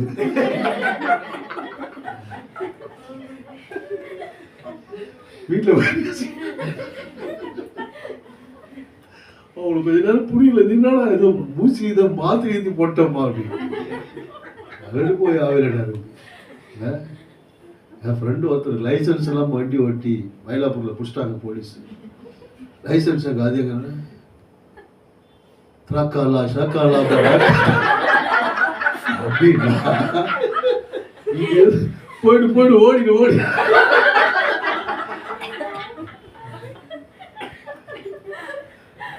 இப்போ அவர் வந்து சாட்சி கத்துக்கு சோத்திரம் போலீஸ் என்ன பிடிச்சது, நாண்டியவாசி பேசுறேன் விட்டாங்க. ஆவில நிரம்பி எப்பவுமே ஆவில நிரம்பி இருந்தா புரியுதா? அப்போ இங்கே பார்க்குறோம், நோவா ஒரு பலிபடத்தை கட்டி அங்கே கர்த்தருக்கு சுகந்த வாசனை, நம்ம துதி ஸ்தோத்திரம் ஆராதனை எல்லாம் கர்த்தர் புகழ்ந்து பார்க்கிறார். அது அவங்க தேவதூதர்கள் ஏறுகிறவர்களும் இறங்குகிறவர்களுமா இருக்கிறாங்க. நீங்க ஒன்றும் வெளியெல்லாம் போய் பெரிய ஊழியெல்லாம் இல்லை, வீட்டுக்குள்ள உட்காந்து நல்லா இருக்கிற இடத்துல நல்லா துதிக்க துதிக்க துதிக்க துதிக்க நம்ம எங்க போனோமோ கர்த்தர் நம்ம கொண்டு போவார். என்ன செய்யணுமோ அதை கர்த்தர் செய்வார். தேவதூதர்கள் ஏறுகிறவர்கள் இறங்குறமா இருக்கிறார். அந்த ரங்கத்துல ஏறெடுக்கிற ஜபத்துக்கு பிதா வெளியரங்கமா என்ன செய்யறாரு, பதில் கொடுக்கிறார். அதனால நம்ம அந்த துதி ஸ்தோத்திரங்களை கர்த்தர் விரும்புகிறார் பாருங்க.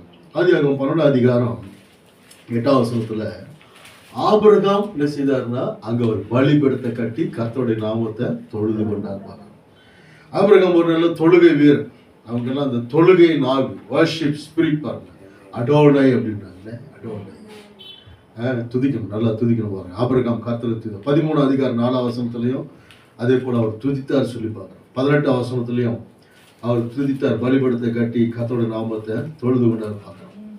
அப்போ 14ஆம் அதிகாரம் 23ஆம் வசனத்துல பார்த்தீங்கன்னா ஒரு யுத்தத்தை முடிச்சு அவர் என்ன செய்யறார், கரங்களை உயர்த்தி கர்த்தருக்கு நன்றி செலுத்துறார். நான் கிடையாது, அவர் தான் என்ன செய்தார், நான் எனக்கு ஜெயத்தை கொடுத்தாரு. அப்போ துதிக்கிறவங்க என்ன பண்ணுவாங்கன்னா ஜெயிப்பாங்க, ஜெயிக்கிறவங்க என்ன செய்வாங்கன்னா துதிப்பாங்க. ஜெயிக்கிறதுக்கு முன்னாடியே நல்லா துதிக்கணும். அதே மாதிரி ஜெயிச்ச பிற்பாடு என்ன செய்யணும், நல்லா துதிக்கணும் பாருங்க. ஆபிரகாம் அப்படிதான் என்ன செய்தார்னா துதித்தார். ஒரு நல்ல ஒரு தொழுகை வீரன், நல்ல மன்றாட்டு வீரன், நல்ல ஆராதனை வீரன். ஏன்னா கர்த்தர் ஆபிரகாமை வெளியே கொண்டாந்ததுன்னா அவருக்காக, அவருடைய நாமத்தின் மகிமைக்காகத்தான். அவருக்கு தான் வாக்கு தத்தங்களை கொடுத்து கடற்கரை மணலை போல வானத்து நட்சத்திரங்களை போல உன் சந்ததி நான் பெருக பண்ணுவேன், பூமியின் தோலை போல நான் பெருக பண்ணுவேன், அது எண்ணி முடியாததா இருக்கு அப்படின்ற தேசத்து நீலாகல எம்மட்டும் அம்மட்டும் நடந்து தெரியும், அதெல்லாம் நான் தருவோம் அப்படின்ற 4 ராஜா 5 ராஜாக்களை எழுத்துல யுத்தம் பண்ணி வர கர்த்தர் அவர் கூட இருக்கிறதுனால. அப்போ துதிக்கிறவன் எதுக்கும் பயப்பட மாட்டான், ஆராதிக்கிறவன் எதுக்கும் பயப்பட மாட்டான். ராஜாவாவது கூஜாவாது போயா அப்படின்னு எத்தனை ராஜாவா இருந்தாருன்னா லோத்தை போய் வீட்டுக்கு கொண்டு வந்துட்டாரு பாருங்க. போயிட்டு எல்லாத்தையும் அடிச்சு திருப்பி தம்சம் பண்ணி வர்றாரு. ஆராதிக்கிறவன் சிங்கத்தை போல இருக்கு. பைபிளோட சொல்லு, நீதிமான்களோ சிங்கத்தை போல தைரியமா இருப்பார்கள். சிங்கம் ஒன்றிற்கு என்ன செய்யாதான், பெண்ணடையாது, பெண்ணடையாது. அப்போ அது போல ஆராதிக்கிறவனுக்குள்ள கர்த்தர் தைரியத்துக்கு. ஆதியாகமம் 21ஆவது அதிகாரம் 33ஆம் வசனத்துல நீங்க பாத்தீங்கன்னா, ஆதியாகமம் 21:33 கொஞ்சம் வாசிக்கலாம். ஒரு தோப்பை உண்டாக்கி சதா காலமும் உள்ள தேவனாகிய கர்த்தருடைய நாமத்தை அவ்விடத்தில் தொழுது. சதா காலம் உள்ள தேவனாய் கர்த்தருடைய நாமத்தை தொழுது. அவரு போற இடத்துல ஒரு பலிபீடத்தை கட்டுவார். போற இடத்துல பலிபீடம், போற இடத்துல தொழுக, போற இடத்துல ஆராதனை தான். நாங்கள் கூட அந்த ஊட்டியில் மார்க்கெட்டில் நடந்து போயிட்டு நாங்கள் ஒரு 4-5 பேர் ஊட்டி மார்க்கெட்டில் நடந்து போனால் எல்லாம் பார்த்துக்குவேன். ஏன் சும்மா நடந்து போனால் பரவாயில்ல, மார்க்கெட்டில் போயிட்டு ஹல்லேலூயா மார்க்கெட்டில் போனால் எல்லாம் நம்ம பார்ப்பாங்க. ஊட்டி மார்க்கெட்டில் இப்படி பண்ணிட்டு போகிறாங்க. ஏசு நல்ல ஊட்டி மார்க்கெட்டில். அப்போது எல்லாம் நம்மளை என்ன செய்கிறோம் பார்க்குறாங்க. நம்ம ஒன்று யாருக்கும் சுவிசேஷம்லாம் சொல்லலை, சொன்னால் தானே மதம் மாதம். ஏன் நான் பாட்டு பாடிட்டு போகிறேன், பாட்டு பாடிட்டு. என் கூட இன்னொரு அங்கிள் இருந்தார், ஆசீர்வாதம் இப்போ இருக்கிறார். ட்ரெயினில் ஏறி உட்காந்த உடனேயே அவர் ரிசர்வ் கோச்சில் கூட்டிகிட்டு போக மாட்டார், அன்ரிசர்வ் கோச்சில் கூட்டிகிட்டு போவார். இங்கெல்லாம் உட்காந்துருப்பான், அங்கெல்லாம் உட்காந்துருப்போம், எல்லாம் முட்டிட்டுலாம் உட்காந்துருப்பாங்க. அந்த ட்ரெயின் எடுக்கிறதுக்கு முன்னாடி ஜாம் பண்ணணும்.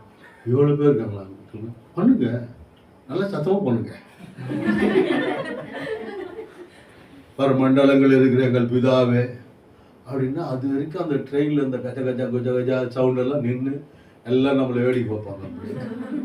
ஆண்டவர் இங்கே இருக்கிற எல்லாருக்கும் சமாதானத்தை தாங்க, இங்கே இருக்கிற எல்லா குடும்பத்திலும் நிம்மதியை தாங்க, எல்லா குடும்பத்திலும் இங்கே அற்புதத்தை செய்யுங்க. இந்த ட்ரெயின் பத்திரமா போகட்டும், இந்த பிரயாணம் இனிமையாக இருக்கட்டும் அப்படின்ட்டு ஒரு 10-15 நிமிஷமாவது அந்த ட்ரெயினில் ஜாப் பண்ணோடனே அதுக்கப்புறம் இது வரைக்கும் நம்மளை பார்த்தவங்களாம் இப்போ வித்தியாசமாக பார்ப்பாங்க. சிலர் நம்ம வீட்டை ஜபகுறி கொண்டாடுவாங்க, சிலங்க கிறிஸ்தவங்களா அப்படின்வாங்க. வேறு எந்த அன்னெசரி டாக்கிங்ஸ்லாம் இருக்காது. ட்ரெயின் ரொம்ப அமைதியாக போயிட்டுருக்கும். ஏன்னா இவர் ஆபரகம் மாதிரி போகிற இடத்துல ஜபம். அங்கே ட்ரெயின் நைட்டு விடிய காலம் 3 மணிக்கு போய் வள்ளியூரில் இறங்கும். வள்ளியூரில் ஒரு ஆட்டோக்கார் ஆட்டோவில் ஏறினோன்னே பாஸை ஜபம் பண்ணுங்க. ஆட்டோக்காரன் திரும்பி பார்ப்பா, நீங்கள் பண்ணுங்க பாஸை ஜபம் பண்ண பிறப்பா. அதுக்கப்புறம் ஆட்டோக்காரன் ஒன்று ரட்சிக்கப்படணும், இல்லைன்னா ஜப குறிப்பு சொல்லணும், இல்லை அமைதியாக போயிட்டுருப்பாங்க. அப்போது நம்ம எங்கே போனாலும் நம்ம ஜெபிக்கிறதையும் ஆராதிக்கிறதையும் துதிக்கிறதையும் ஸ்தோத்திரம் பண்ணுறதுன்னு செய்யக்கூடாதுன்னா விட்டுக்கூடாது. ஹோட்டலில் போய் உட்காந்து சாப்பிட்டா கூட எப்படி தான் ஜெபம் பண்ணணும், சத்தமாக ஜெபம் பண்ணணும். ஆண்டவரே இந்த முதலாளி ஆசீர்வதிங்க, இந்த கடையை ஆசீர்வதிங்க, எல்லாத்தையும் ஆசீர்வதிங்க அப்படின்னா உங்களுக்கு பில் இல்லாமல் நீங்கள் வெளியே வந்துடலாம்.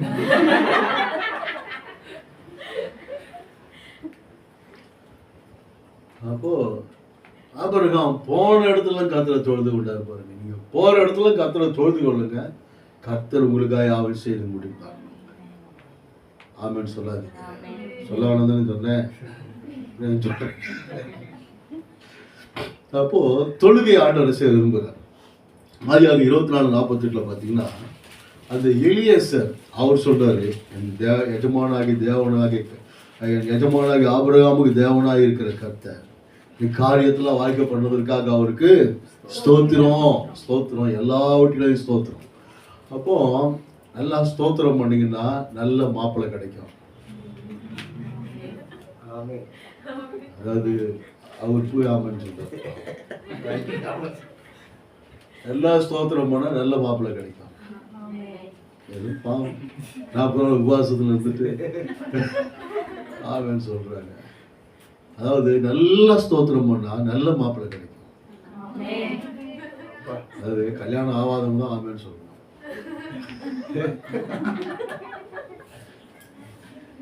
நல்ல ஸ்தோத்திரம் பண்ணா நல்ல மாப்பிள்ளை, நல்ல பொண்ணு, நல்ல ரட்சிக்கப்பட்ட பிள்ளை, குடும்பத்துக்கு ஏற்ற பிள்ளைய கர்த்தர் கொடுப்பார். எலியேசர் அப்படிதான் ஸ்தோத்திரம் பண்ணி ஆண்டவரே கண்ட கழிச்சல எதுவும் பிடிச்சிட்டு வந்துடக்கூடாது ஆண்டவரே, நல்லதாக கொடுங்க ஆண்டவரே அப்படின்னு சொல்லி பயத்தோடு நடுக்கத்தோடு விசுவாசத்தோடு அவர் ஆண்டவர் நோக்கி விட்டு போனதுனால அந்த அழகான ரூபவதியான ரெபேக்கால கத்தனை செய்தார்னா கொடுத்தார் பாருங்க. ஸோ நீங்கள் நல்லா ஸ்தோத்திரம் பண்ணிங்கன்னா அழகான நீங்கள் விரும்புகிறபடி சுருட்ட முடியோ சொட்டத்தலையோ நீ என்ன விரும்புகிற கருப்போ சேப்போ நெட்டையோ குட்டியோ ஒவ்வொருத்தரும் ஒரு டேஸ்ட் இருக்கும் இல்லையா. நான் சிலர்லாம் பார்ப்பேன், இந்த சில லேடிஸ்லாம் அப்படி யாரும் கோச்சிக்காது, பல்லுல வெளியே இருக்கும், இவ்வளோ நீட்டிட்டு இருக்கோம். இந்த அம்மா ஒருத்தன் கல்யாணம் பண்ணியிருக்கானே அவன் எவ்வளோ பெரிய தியாகியா இருக்கணும். ஆச்சரியமா இருக்கு. ஏன்னா தாமரை மாதிரி எல்லா பொருளும் வெளியே இருக்கும், சிரிக்காமலே எல்லா பொருளும் வெளியே தெரியும். உண்மையிலேயே அவனை பாராட்டல, அவனை பரிசெல்லாம் கொடுக்கணும். இந்த அம்மா கல்யாணம் பண்ணியிருக்கானே எவ்வளோ பெரிய மனசு வேணும் இல்லை. நம்ம அவர் செய்யுமா பாருங்க. சிலர் பார்த்தீங்கன்னா ஒரு மாதிரி அசியமாக இருப்பாங்க, ஏன்னா வாய் போனையா கை போனா. ஆனால் அவங்களாம் கல்யாணம் ஆக்கி குழந்தையெல்லாம் பெற்று போயிட்டுருக்காங்க. அவங்களாம் பார்க்கும்போது ஆச்சரியம். உண்மையிலேயே இவங்க புருஷனெல்லாம் கூப்பிட்டு பாராட்டணும். புருஷனை பார்த்தா வந்து அவன் எப்படி இருக்கான்னு சொல்லி. நான் யூடியூப்பில் ஒருத்தர் பார்க்குற ஒரு சினிமா நடிகர் தான் அவர் கண்ணெல்லாம் இப்படி இருக்கும், வாயெல்லாம் கொண்டு இப்படி இருக்கும். அவர் கூப்பிட்டு பேட்டி கேட்குறாங்க, உங்களுக்கு கல்யாணம் ஆயிடுச்சு, கல்யாணம் இப்படிலாம் இருக்குது. அவருக்கு பொண்ணு கொடுக்கறதுக்கு நிறைய பேர் யோசிச்சுருக்காங்க. பரவாயில்ல அப்படிங்கும் போது அவங்க அத்தை மக அவர் கூப்பிட்டு அந்த பிள்ளைய கூப்பிட்டு பேசியம்மா என்னை வந்து பிடிக்குதுன்னு சொல்கிறேன், என் மேலே இறக்கப்பட்டு சொல்கிறேன். இல்லை, உண்மையிலேயே எனக்கு பிடிச்சிருக்கு. அவர் இப்போ நல்லா நான் சந்தோஷமாக இருக்கிறேன். என் கூட நான் ஏன்னா அவர் இவ்வளோ தான் இருப்பார், இவ்வளோ தான் இருப்பார், குட்டியாக தான் இருப்பார். உன்னை நான் பீச்சுக்கெலாம் கூட்டிகிட்டு போக முடியாதும்மா, சினிமா தேட்டர்லாம் கூட்டிகிட்டு போக முடியாது, உன் கூட நான் வந்தால் எல்லாம் சொல்லுவேன். அதை பற்றி எனக்கு கவலையே இல்லை. உண்மையிலே அந்தம்மா பாராட்டணும் பாருங்க. என்ன எத்தனை பேர் அப்போது நல்லா ஸ்தோத்திரம் பண்ணிங்கன்னா, ஸோ இந்த புதிய ஆண்டில் தடைப்பட்ட எல்லா திருமண காரியத்தையும் நடக்க வைப்பார். அல்லேலூயா. நான் விடிய காலையில் சர்ச்சில் உட்காந்து ஜெபம் பண்ணி இந்த வருஷத்தில் பார்த்தீங்கன்னா நிறைய கல்யாண பத்திரிக்கையாக வந்துடுச்சு. தொடர்ந்து ஜெபம் பண்ணதுக்கெல்லாம் பத்திரிக்கை வந்துடுச்சு, ஜெபம் பண்ணதுக்கெல்லாம் கல்யாணம் நடந்துடுச்சு. அல்லேலூயா.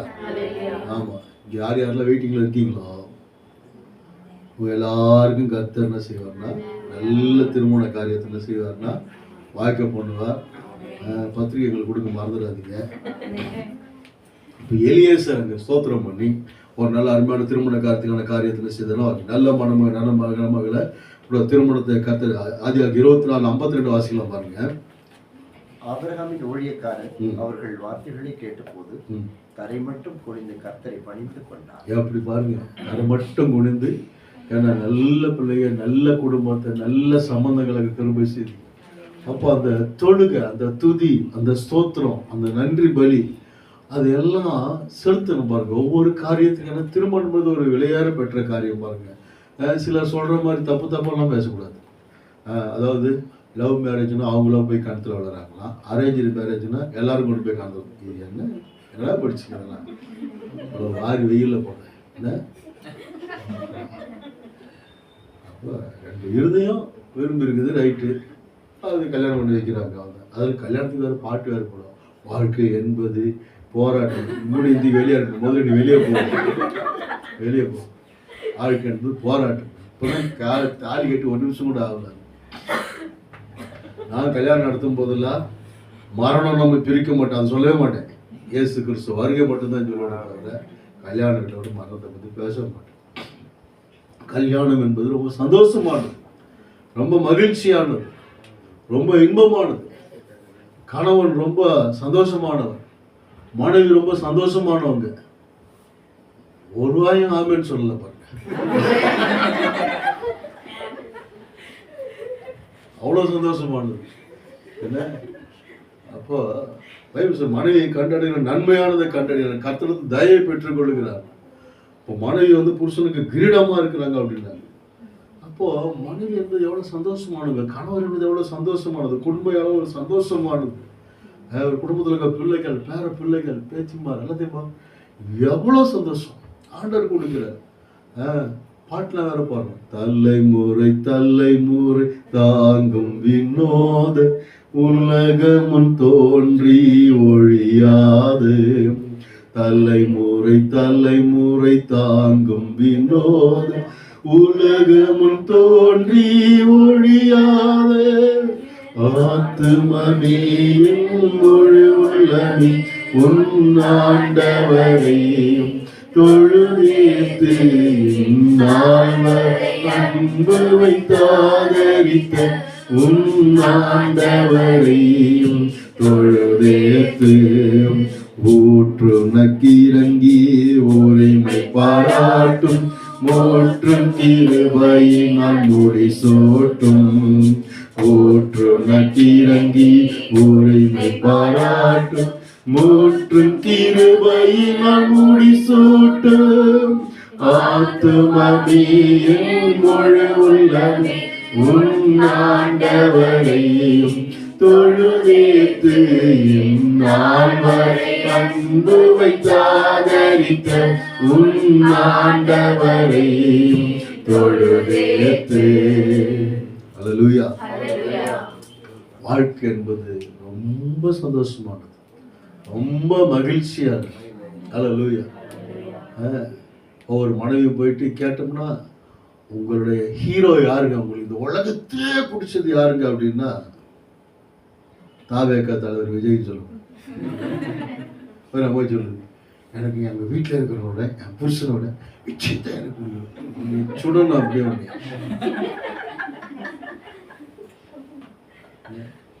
சொல்லுது. வந்து என்ன பண்ண போகிறேன்? அப்போ ஒவ்வொருத்தருக்கும் யார் தான் ஹீரோனா அவங்க புருஷன் தான்.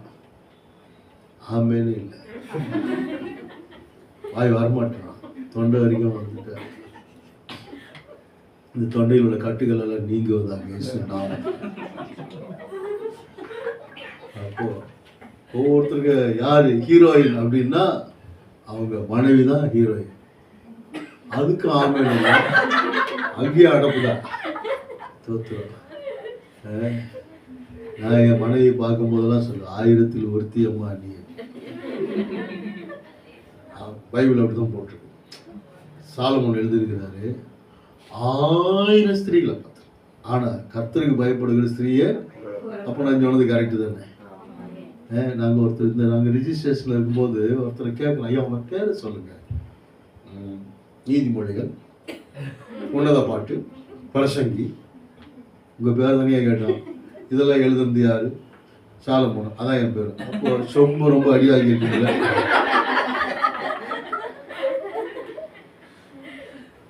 என்னையா சொல்கிறேன்? நம்ம 1000 அம்மா போட்டு அடிச்சிருந்தாலும் சொம்பு ரொம்ப அடியாக இருக்கும். வீட்டுக்கு சொம்பு சொம்பு தொட்டை தொட்டையால இருக்கும். ஓ பேரை கேட்ட பேரை சொல்லு. நீதிமொழிகள், உன்னத பாட்டு, பிரசங்கி, பேரை கேட்ட பேரை சொல்லு. நீ இப்படி சொன்னா நாங்கள் இப்படி தான் சொல்லுவோம். அப்போ குடும்பம் என்பது ரொம்ப சந்தோஷமானது. ஆமென். நம்ம வீட்டில் மனைவியை போல யார் சந்தோஷமானுங்க, கணவரை போல யார் சந்தோஷம், பிள்ளைகளை போல, பேர பிள்ளைகளை போல என்ன சந்தோஷம் இருக்குது? பிரசங்கி அதான் எழுதி முடிக்கிறார். காரியத்தின் கடைத்தொகை என்னன்னா, அவனுக்கு கொடுக்கப்பட்ட மனைவியோட பிள்ளைகளோட கூட நல்லா சாப்பிட்டு நல்லா திராட்சை ரசத்தை குடிச்சு கர்த்தரை மகிமைப்படுத்து. உன்னை பார்த்து ஜனங்கள்லாம் தன்னால் ஆண்டவர்கிட்ட வந்துடுவாங்க. அல்லேலூயா. அப்போ யோசுவா சொல்ல, நானும் என் வீட்டார் கர்த்தரையே சேவிப்பேன். குடும்பமா கர்த்தரை மகிழ்ச்சியோடு சந்தோஷத்தோடு நல்லா சமாதானத்தோடு நிம்மதியா நல்லா கர்த்தரை. பைபிள் சொல்ல, ஈசாக்கு தன் மனைவியாக ரெபெக்காளோடு கூட விளையாடி கொண்டிருந்தான். போட்டிருக்கா? ஆமா, மனைவியோடு விளையாடி கொண்டிருந்தான். அப்போ வாழ்க்கை என்பது அவ்வளவு சந்தோஷமானது. சோதரத்தில் ஈசாக்கு, அதாவது சாதியாக 26ஆம் அதிகாரம் 25ஆம் வசனத்துல பாத்தீங்கன்னா, ஈசாக்கு என்ன செய்தார்னா அங்க ஒரு பலிபீடத்தை கட்டி அவரும் கர்த்தரோட நாமத்தை என்ன செய்தார்னா தொழுது கொண்டார். ஆபிரகாம் எப்படி தொழுது கொண்டார், அது மாதிரி ஈசாக்கு தொழுது கொண்டார். ஈசாக்கு தொழுது கொண்டதுனால தான் என்ன நடக்குது அப்படின்னா 100 மடங்கு ஆசீர்வாதம். அல்லேலூயா. அதுக்கு அதோட நிப்பாட்டில் அவன் வர வர விருத்தடைந்து மகா பெரிய ஐஸ்வர்யவனானான். ஏராளமான வேலைக்காரர்கள் கோழியை கழுதுகளும் பெருகி பெலிஸ்தர் மேல பொறாமை கொள்ற அளவுக்கு அவர் பெரிய ஆள் ஆயிட்டாரு. துறவுகள் எல்லாம் தோன்றாரு, விட்டு கொடுக்கிறார். ரெகோபோத்தின துறவு என்ன செய்ய கடைசியா உண்டாக்கி இப்போ தேவன் தேசத்தை பழுகும்படிய இடம் உண்டாக்கினான்னு சொல்லி கர்த்தரை தொழுது கொள்றாரு. ராஜா கூட வந்து என்ன செய்யறாரு, அவர்கிட்ட உடன்படிக்கை பண்றாரு. பாருங்க, நீங்க தொழுது கொண்டீங்கன்னா உங்களுக்கு எல்லா ஆசீர்வாதம் உண்டாகும். ஏன்னா ரோமர் 10ஆம் அதிகாரத்துல தான் சொல்லுது, யூதர் என்றும் கிரேக்கர் என்றும் வித்தியாசம் இல்லை, அவரை தொழுது கொள்ளுகிற யாவருக்கு அவர் ஐஸ்வர்ய சம்பந்தராக இருக்கிறார். அவரை தொழுது கொள்ளுகிற யாவரும் ரட்சிக்கப்படுவார். செய்ய வேண்டிய காரியம் அதை நல்லா அவரை துதிக்கணும், நல்லா ஆராதி. வேலையில், வீட்டில், குடும்பத்தில், போக்கில், வரத்தில் எல்லாத்தையும் காத்துணும், நல்லா துதிக்கணும். ஏன்னா இந்த ஆண்டை அப்படிதான் டிக்ளேர் பண்ணுறோம், துதியின் ஆண்டாக டிக்ளேர் பண்ணுறோம். ஸோ அதே போல் ஆதியாகமம் 29:30 பார்த்தீங்கன்னா, அவங்களுக்கு ஒரு குழந்தை பிறகு, யாக்கோபுக்கு ஒரு குழந்தை பிறகுது. அந்த குழந்தைக்கு பேர் என்ன வைக்கிறாங்கன்னா யூதா. யூதா அப்படின்னு சொன்னா நான் கர்த்தரை என்ன செய்வேன், துதிப்பேன். ஆமென். இந்த யூதா என்பது ஒரு பெரிய சப்ஜெக்ட் பாருங்க. யூதா கோத்திரத்துல தான் ஆண்டவராகிய இயேசு கிறிஸ்து பிறந்தார். யூதா வந்து அவர் நல்லா என்ன பண்ண, உத்தரவாதம் எடுத்துலாம் ஜெபம் பண்ணாரு. யோசேப்பு கிட்டலாம் போய் நிற்கும் போதெல்லாம் உத்தரவாதியா எல்லாம் நிற்கிறாரு. யாக்கோபு கிட்டையும் உத்தரவாதியா நிற்கிறாரு. யூதா அப்படின்னு சொன்னாலே கர்த்தரை துதிப்பேன். யுத்தத்துக்கு யார் முந்தி புறப்படணும் அப்படின்னா யூதா முந்தி புறப்பட வேண்டும். அப்போ நீங்க யுத்தம் பண்ணணும்னா முதலாவது உங்களுக்கு தேவையானது துதி தான். அருமையான பாட்டு பாடிக்கிட்டே இருந்தாங்க. என்ன பாடுது? துதி எடுத்தா சாத்தா விடுவாங்க, துதி எடுத்தா சாத்தா விடுவான். பயங்கரமான வாய்ஸ். வீடின் வயிற்றிலே யோனா துதித்தாமா. யோனா கூட அவ்வளவு சத்தம் போட்டுக்க மாட்டான் போல. அந்த மாதிரி ஒரு சத்தம். மீன் வயிற்றுல இருந்து யோனா கூட அவ்வளோ சத்தம் போட்டுக்க மாட்டான். நீ காலையில பார்த்தா மீனி வயிற்றிலே ஓடா துதித்தா வா என்னம்மா கத்துறாங்க, பயங்கரமா இருந்துச்சு. அப்படி அதுக்கப்புறம் சரி அத்தோடு விட்டாலாம் பார்த்தா சிங்கக்கே வீல் ஆடி பயங்கரமா இருந்துச்சு. அப்போ துதிச்ச யாக்கோபை தான் சொன்னது. யூதாள் அப்படின்னாலே துதின்னு சொல்லி அர்த்தம் பார்க்கணும். ஆதியாகமம் 35ஆம் அதிகாரம் 1ஆம் வசனத்தை வாசிக்கலாம். ஆதியாகமம் 35ஆம் அதிகாரம்.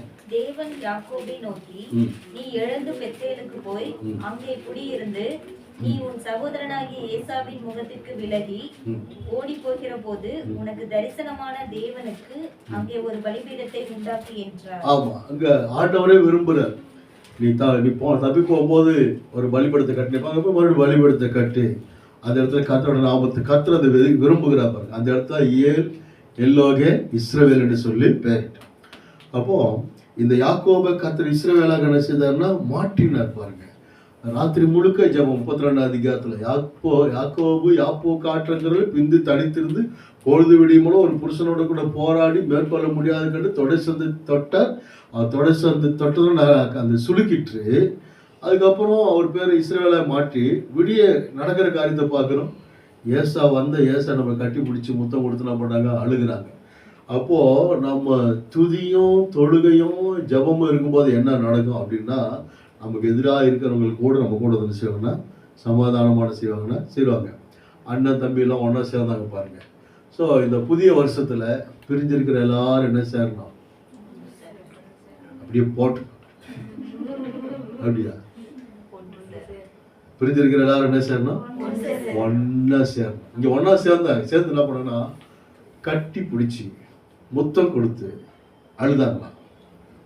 ஆமென். ஸோ இந்த 2026ல் எல்லாரும் கட்டி பிடிச்சி முத்தம் கொடுத்துனே செய்யணும், அழணும். இந்த பைபிள் அப்படிதான் போட்டிருக்கு. யாக்கோபு யோசேப்பை பிரிஞ்சு யாருக்கும் ஒரு 13 வருஷத்துக்கு மேலே ஆயிடுச்சு. உயிரோடு தெரிஞ்சு வந்தவுடனே 2 பேரும் கழுத்தை கட்டி பிடிச்சிக்கிட்டு ரொம்ப நேரம் அழுதாங்களா பாருங்க. ரொம்ப நேரம் அழுதாங்களா. அந்த அளவுக்கு அன்பு, அந்த அளவுக்கு பாசம். நம்ம எல்லாரும் கற்று அன்பாக தானே வச்சிருந்தார். நம்ம எல்லாரும் கற்று பாசமாக தான் வச்சிருந்தார். அதனால் பிடிச்சி அழுறதுலாம் ஒன்றும் தப்பு ஒன்றும் கிடையாது. பிடிச்சி அழுறது சந்தோஷப்பாது. அழுகிறது எதுக்காக அப்படின்னா துக்கத்துக்காக இல்லை, சந்தோஷத்தினால. அல்லேலூயா. நாங்கள் ஒரு பிள்ளைக்கு ஏற்கனவே ஒரு என்கேஜ்மெண்ட் நடந்து நின்று போச்சு. அதுக்கப்புறம் ரொம்ப நாள் ஜெபம் பண்ணி நல்ல மாப்பிள்ளையை காலத்தில் கொடுத்தார். அவருக்கு மாப்பிள்ளை கொடுத்து நாங்கள் எதுக்கு ஆண்மை நிலையில வச்சோம், எங்களுக்கு கொடுத்துதான் சொல்லி மாப்பிள்ளை தங்கமான மாப்பிள்ளை. அந்த கல்யாணத்துக்கு நான் தான் பிரசங்கியார். நான் போய் நின்னா எனக்கு பிரசங்கமே வரல, ஒரே அழுகையா வருது. ஏன்னா நான் சொன்னேன், அது விசுவாசி கிடையாதியா, அது என் மக அப்படின்னு கொஞ்ச நேரம் நான் அழுதுட்டு அந்த கல்யாண பொண்ணு அழுது, அந்த மாப்பிள்ளை அழுது, பாஸ்டர் பார்த்து அவரு 2 சொல்லிட்டு அப்போதான் நமக்கு திருப்தியாரு. வந்த எல்லாரும் கொஞ்ச நேரம் அழ வச்சாச்சு. கல்யாணம் அழ வச்சுட்டு அதுக்கப்புறமா எப்பாய் மாப்பிள்ளை ஜெபம் பண்ணி எப்படி சாம்பேல அண்ணால் பெற்றுக்கொண்டாலோ அது மாதிரி ஜெபம் பண்ணி உன்னை பெற்றுக்கொண்டோமியா அண்ணா. ஆமாங்க. அந்த மாப்பிள்ளையோட அம்மா அக்காலாம் அவங்க சொல்கிறாங்க, ஐயா எங்களுக்கு நல்ல பொண்ணு கிடைச்சதே இல்லையா, நல்ல ஒரு பாஸ்டர் நீங்கள் கிடைச்சிருக்கீங்க. இப்போ ஃபோன் பண்ணி உங்களை மாதிரி பாஸ்டர் நான் பார்த்ததே இல்லையா. அப்போது அதுக்கு மேலே அந்த புள்ள 1 மாதம் ஆயிடுச்சு கல்யாணம் முடிஞ்சு. ஃபோன் பண்ணி டேடி இந்த மாதிரி காலையில் ஆஸ்பத்திரிக்கு போனேன் டேடி. சரி சொல்கிறா, என்னடா டாக்டர் சொன்னார் கன்ஃபார்ம்டு தான் சொன்னார் டேடி. ரொம்ப சந்தோஷம்டா. என்னது கன்ஃபார்ம்டு, புரியாத மாதிரி உட்காந்து கன்ஃபார்ம். நான் சொன்னேன் எங்கேயும் அலையாத, வீட்லேயே இரு, நான் ஜெபம் பண்ணுறேன் டேடி, நான் வந்து உன்னை பார்க்குறேன், நீ எங்கே வருவேன். இப்போ கர்த்தர் ஆசீர்வதிக்கிறார் பாருங்க. அப்போ ஸோ இங்கே ஏன்னா அந்த நம்ம துதிக்கும் பொழுது அந்த பிள்ளை நல்லா துதிக்கும், நல்லா ஆராதிக்கும், நல்ல. அப்போது ஆண்டவர் நன்மையான காரியத்தை என்ன செய்கிறார், அதான் சொல்ல வரேன். ஸோ அது 37 அதிகாரம் அதெல்லாம் நமக்கு நேரம் இல்லை. யூதா அந்த யோசேப்பை தூக்கி எடுக்கிறதுக்கான ஆலோசனைலாம் கொடுக்குறாரு, எல்லாம் நடக்குது. ஸோ இது தேவனை நம்ம நல்லா என்ன செய்ய வேண்டும், தொழுது கொள்ள வேண்டியது அவசியமாக இருக்குது. ஆதியாகமோ 49ஆம் அதிகாரம், அதே எடுத்து பாருங்க. ஆதியாகம் 49ஆம் அதிகாரம் 8ஆம் வசனம். யூதாவே, சகோதரனால் புகழப்படுபவன் நீயே. உன் கரம் உன் சத்துருக்களுடைய பிடரியின் மேல் இருக்கும். உன் தகப்பனுடைய புத்திரர் உன் முன் பணிவார்கள். யூதா பாலசிங்கம், நீ இறை கவர்ந்து கொண்டு ஏறி போனாய். என் மகனே, சிங்கம் போலும் கிளச்சிங்கம் போலும் வணங்கி படுத்தான். அவனை எழுப்புகிறவன் யார்? சமாதான கர்த்தர் வருமளவும் செங்கோல் யூதாவை விட்டு நீங்குவதும் இல்லை. நியாய பிரமாணிக்கன் அவன் பாதங்களை விட்டு ஒழிவதும் இல்லை. ஜனங்கள் அவரிடத்தில் சேருவார்கள். அவன் தன் கழுதை குட்டியை திராட்சை செடியிலும் தன் கோலிகை கழுதையின் குட்டியை நட்குல திராட்சை செடியிலும் கட்டுவான். திராட்சை ரசத்திலே தன் வஸ்திரத்தையும் திராட்சை பழங்களின் ரத்தத்திலே தன் அங்கியையும் தோய்ப்பான். அப்போ யூதாவை குறித்து சொல்றார். யூதா அப்படின்னாலே துதி தான். நீங்கள் துதிச்சிங்கன்னா சகோதரரால் புகழப்படுவீங்க. உங்கள் கரம் உங்கள் சத்துருக்களுடைய பிடரின் மேல் என்ன செய்யும், இருக்கும். உங்கள் தகப்பனுடைய புத்திர உங்கள் முன்பாக பணி செய்வாங்க. யூதா என்று சொன்னாலே துதி. நீங்கள் துதிச்சிங்கன்னா எப்படி இருப்பீங்கன்னா பாலசிங்கம். சிங்கம் வேற, பாலசிங்கம் வேற. அப்படின்னா இருக்கிறது ரொம்ப பயங்கரமான, ரொம்ப பலசாலியான சிங்கம். நீ இறையை கவர்ந்து கொண்டு ஏறி போனார். என் மகனே, சிங்கம் போலும் கிழச்சிங்கம் போல மடங்கி படுத்தான். அவனை எழுப்புகிறவன் யார்? சிங்கம் தான். சிங்கத்தோட மீசையை கூட பிடிச்சி எடுக்க முடியாது. சிங்கத்தோட வால் இருந்து கூட ஒரு முடி எடுக்க முடியாது. இழுத்தாலே சிங்கம் கர்ஜிச்சுனாலும் பயந்துருவான். அது மாதிரி அடுத்து சொல்றாரு, சமாதான கர்த்தர் வருமளவும் செங்கோல் யூதாவை விட்டு நீங்குவதும் இல்லை. நியாயப்பிரமாணிக்கிற அவன் பாதங்களை விட்டு ஒளிவதும் இல்லை. ஜனங்கள் அவரோட யாரு? செங்கோல் ஆண்டவராகிய இயேசு கிறிஸ்து இந்த யூதா கோத்திரத்தில் பிறப்பார். அவன் தன் கழுதை குட்டியை திராட்சை செடியிலும் தன் கோழியை கழுதை குட்டியை தன் நற்குல திராட்சை செடியில கட்டுவான்.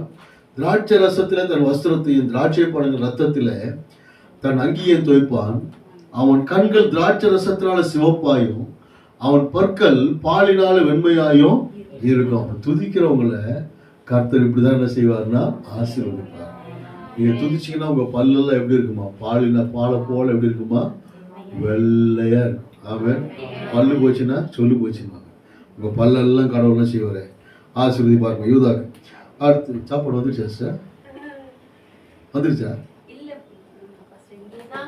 நீ சமைச்சாச்சா? ரெடியா இருக்கா? எப்போ முடிக்கணும்?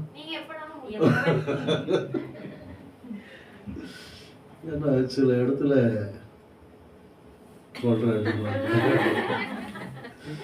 அதனால சரி, நான் சொல்லி சீக்கிரமா முடிக்கிறேன். பசிக்குதான் முடிக்கல? மெய்யாக பசிக்கலையா? காலையில் போட்டு பொங்கல் இன்னும் வேலை செய்தார். சரி, அப்போ யாத்ராகமத்தில் பார்க்குறேன். யாத்ராகம புஸ்தகத்திலேயே எடுமாட்டா அங்கே மோஸ்ட் என்னதான் சொல்லாருன்னா, மோசே ஆண்டவர் தெரிந்து கொண்டு இந்த ஜனங்களை விடுதலை பண்ணுவார். ரீசன் என்ன அப்படின்னா, இந்த ஜனங்க கர்த்தரை ஆராதிக்கணும். ஒவ்வொரு அதிகாரத்தில் பார்த்தீங்கன்னா என் ஜனங்களை ஆராதிக்க முடியும் அனுப்பிவிடு. ஒவ்வொரு இடத்துல ஸ்ட்ரகிள் ஆராதனை செய்யணும். பார்வை சொல்ல நீங்கள் மாத்திரம் போய் ஆராதனை செய்யுங்கப்பா. இல்லை எல்லாம் வரணும். ஆடு மாடெல்லாம் இங்கே இருக்கு, அதெல்லாம் கிடையாது, எல்லாம் வரணும். இப்போ ஆராதனைக்காகவே கர்த்தரை எழுதி ஆராதனைக்காகவே கர்த்தர் என்ன செய்தார்னு பார்த்தீங்கன்னா பெரிய அற்புதங்கள் எல்லாம் செய்து ஒரு ராத்திரியில் கர்த்தர் எல்லாரும் வெளியே என்ன செய்தார்னா கொண்டு வருகிறார். பஸ்கா பண்டிகையில கர்த்தர் வெளியே கொண்டு வருகிறார். அப்போ அவர் விரும்புறதெல்லாம் என்ன அப்படின்னா, இந்த ஜனம் வந்து கர்த்தரை ஆராதிக்கணும். வனாந்தரத்தில் அவங்க வந்து ஆராதித்தாங்க. அவங்க ஆராதிக்கிறதுக்கான வாசஸ்தலத்தை எல்லாம் கூட கர்த்தர் சீனாய் மலையில் அவருக்கு அடையாளமாக கொடுத்து கூடாரங்கள்லாம் போட சொல்லி அதுக்கான காரியங்களாம் வாய்க்க பண்ணி ஆராதனை. அப்போ ஆண்டவருக்கு பிரியமானது ஆராதனை. அதுக்காகவே ஜனங்களை விடுதலை பண்ணி கொண்டு வந்தார். யாத்ராகம் புஸ்தகம் முழுவதும் அதுக்காகவே அவர் செலவிட்டு ஆராதிக்க செய்தார். ஒவ்வொரு யுத்தத்தின் முடிவிலும் பார்த்தீங்கன்னா மோசே செய்கிற காரியம் பலிபீடத்தை கட்டி அது யெகோவா நிசி என்று சொல்லி பெயரிட்டு கர்த்தர் நம்முடைய ஜெயக்கொடியா இருக்கிறார். பலிபீடம் அங்கங்க பலிபீடம். யாத்திராகமத்தில் லேவியராகம் வந்தீங்கன்னா முழுக்க என்னதான் இருக்கிறது? பலி, குற்ற நிவாரண பலி, சமாதான பலி, போஜன பலி, சர்வாங்க தகன பலி, அந்த பலி இந்த பலி, ஏன்னா எல்லா பலிகளையும் கர்த்தர் விரும்புகிறார். அதுக்கு மேல என்ன நடக்கும் பார்த்தா பண்டிகை, எக்கால பண்டிகை, கூடார பண்டிகை, ஆசரிப்பு பண்டிகை, அறுப்பின் பண்டிகை, எல்லா பண்டிகை யாருக்கு தான் அப்படின்னா தேவனுக்கு தான். நம்முடைய தேவன் எப்படிப்பட்ட பண்டிகையின் தேவனா இருக்கிறார். எக்காலம் ஓதணும், எக்காலம் பண்டிகை, அறுப்பின் பண்டிகை, எல்லாத்தையும் கொண்டு அங்க புஷிங்க, குடிங்க, பாட்டை பாடுங்க, ஆராதிங்க, துதிங்க, சீயோன் குமார்த்திய மகிழ்ந்து கலிகூறு கம்பீரி, ராஜா அதுல பிரியமா இருக்கிறார், எல்லா இஷ்டத்துக்கு ஆராதிக்கிறது பாருங்க. அப்போ நம்முடைய வாழ்க்கையில எப்போ ஆண்டவர் எதிர்பார்க்கணும்? அந்த ஆராதனை. பிறந்த நாளா ஒரு ஜப கூட ஆராதனை, கல்யாண நாளா ஜப கூட ஆராதனை, வேற என்ன எது வந்தாலும் ஆராதனை, ஜப கூட்டம், துதி, ஸ்தோத்திரம், இதுதான். லேவியராகமோ என்னாகமத்துல அதே போல என்னாகமத்துல என்ன சொல்லணும்? அந்த காண்டாமிருகத்துக்கு ஒத்தமையில அந்த ஜனங்களுக்கு இருக்குது. இஸ்ரவேலை ஆசீர்வதிப்பது கர்த்தருக்கு பிரியம். ஒவ்வொரு பலிபீடத்தை கட்டி பிழையாம வந்து நிற்கும் போதெல்லாம் ஒவ்வொரு பலிபீடத்துல கர்த்தர் என்ன சொல்றாருன்னா ஆசீர்வாதத்தை சொல்ல, சாபத்தை எல்லாம் கர்த்தர் ஆசீர்வாதமா என்ன செய்யறாருன்னா மாட்டுகிறார். அப்ப பலிபீடத்தை போட்டாலே துதிக்க ஆரம்பிச்சாலே சாபம் எல்லாம் ஆசீர்வாதமா மாறுது. அவங்க சொல்றா 7 பலிபீடத்தை கட்டி வேஸ்டா போச்சு, கர்த்தருடைய ஆசீர்வதிக்காதபடி தடப்பனை ஓடி போயிட விட்டார், நீ போட அப்படின்னு போயிட்டாங்க. அந்த ஜனம் சந்தன மரத்தை போல இருக்கு, பரவி போகிற ஆறை போல இருக்கிறது, அவ்வளவு அழகா இருக்கிறாங்க. கர்த்தர் அவங்களோட கூட இருக்கிறார். கர்த்தர் ஆசீர்வதிக்கிறவரை நான் எப்படி சந்திக்கிறது அப்படின்னா பலிபீடங்கள் நம்முடைய வாழ்க்கை என்ன செய்யும்? மாற்றிவிடும். என்ன எடுத்து உபாகமத்துக்கு வந்தீங்கன்னா உபாகத்தை என்ன செய்ய? வார்த்தையை கேட்டு இதன்படி செஞ்சுனா இப்போ சொல்லப்பட ஆசீர்வாதங்கள்லாம் உண்மையில வந்து உனக்கு பலிக்கும். நீ பட்டணத்துக்குள்ள ஆசீர்வாதமா இருப்பாய், பட்டணத்துக்கு வெளியில ஆசீர்வாதமா இருப்பாய், போகும்போது ஆசீர்வதிக்கப்பட்டிருப்பாய், வரும்பொழுது ஆசீர்வதிக்கப்பட்டிருப்பாய். நீ வாளாகாம தலையாக, கீழாகாம மேலாக, கடையாக, முதலாக, மிருக ஜீவன்கள் பலன் ஆசீர்வதிக்கப்பட்டிருக்கும், கர்ப்பத்துகளை ஆசீர்வதிக்கப்பட்டிருக்கும், மாப்பு சிகரத்தொட்டி ஆசீர்வதிக்கப்பட்டிருக்கும், எண்ணெய் ஊற்று கலசம் ஆசீர்வதிக்கப்பட்டிருக்கும். ஃபுல்லா அவர் ஆராதிக்கும் போது, அவர் துதிக்கும் போது, அவர் வார்த்தை கீழ்ப்படும் போது அவர் ஆசீர்வதிக்கிறவரா இருக்கிறார்.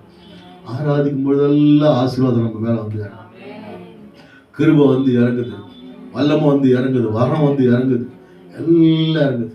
நான் நேற்று ராத்திரி கூட ஒரு செய்தி கேட்கும் போது ஒரு அம்மா ரொம்ப கஷ்டத்துல காசு பணம் இல்லை, சாப்பாடு இல்லை, ஒன்றும் இல்லை, பிள்ளைகள் எல்லாம் பசியில் துடிக்கிறாங்க, யாரும் உதவி செய்யறதுக்கு யாரும் இல்லை.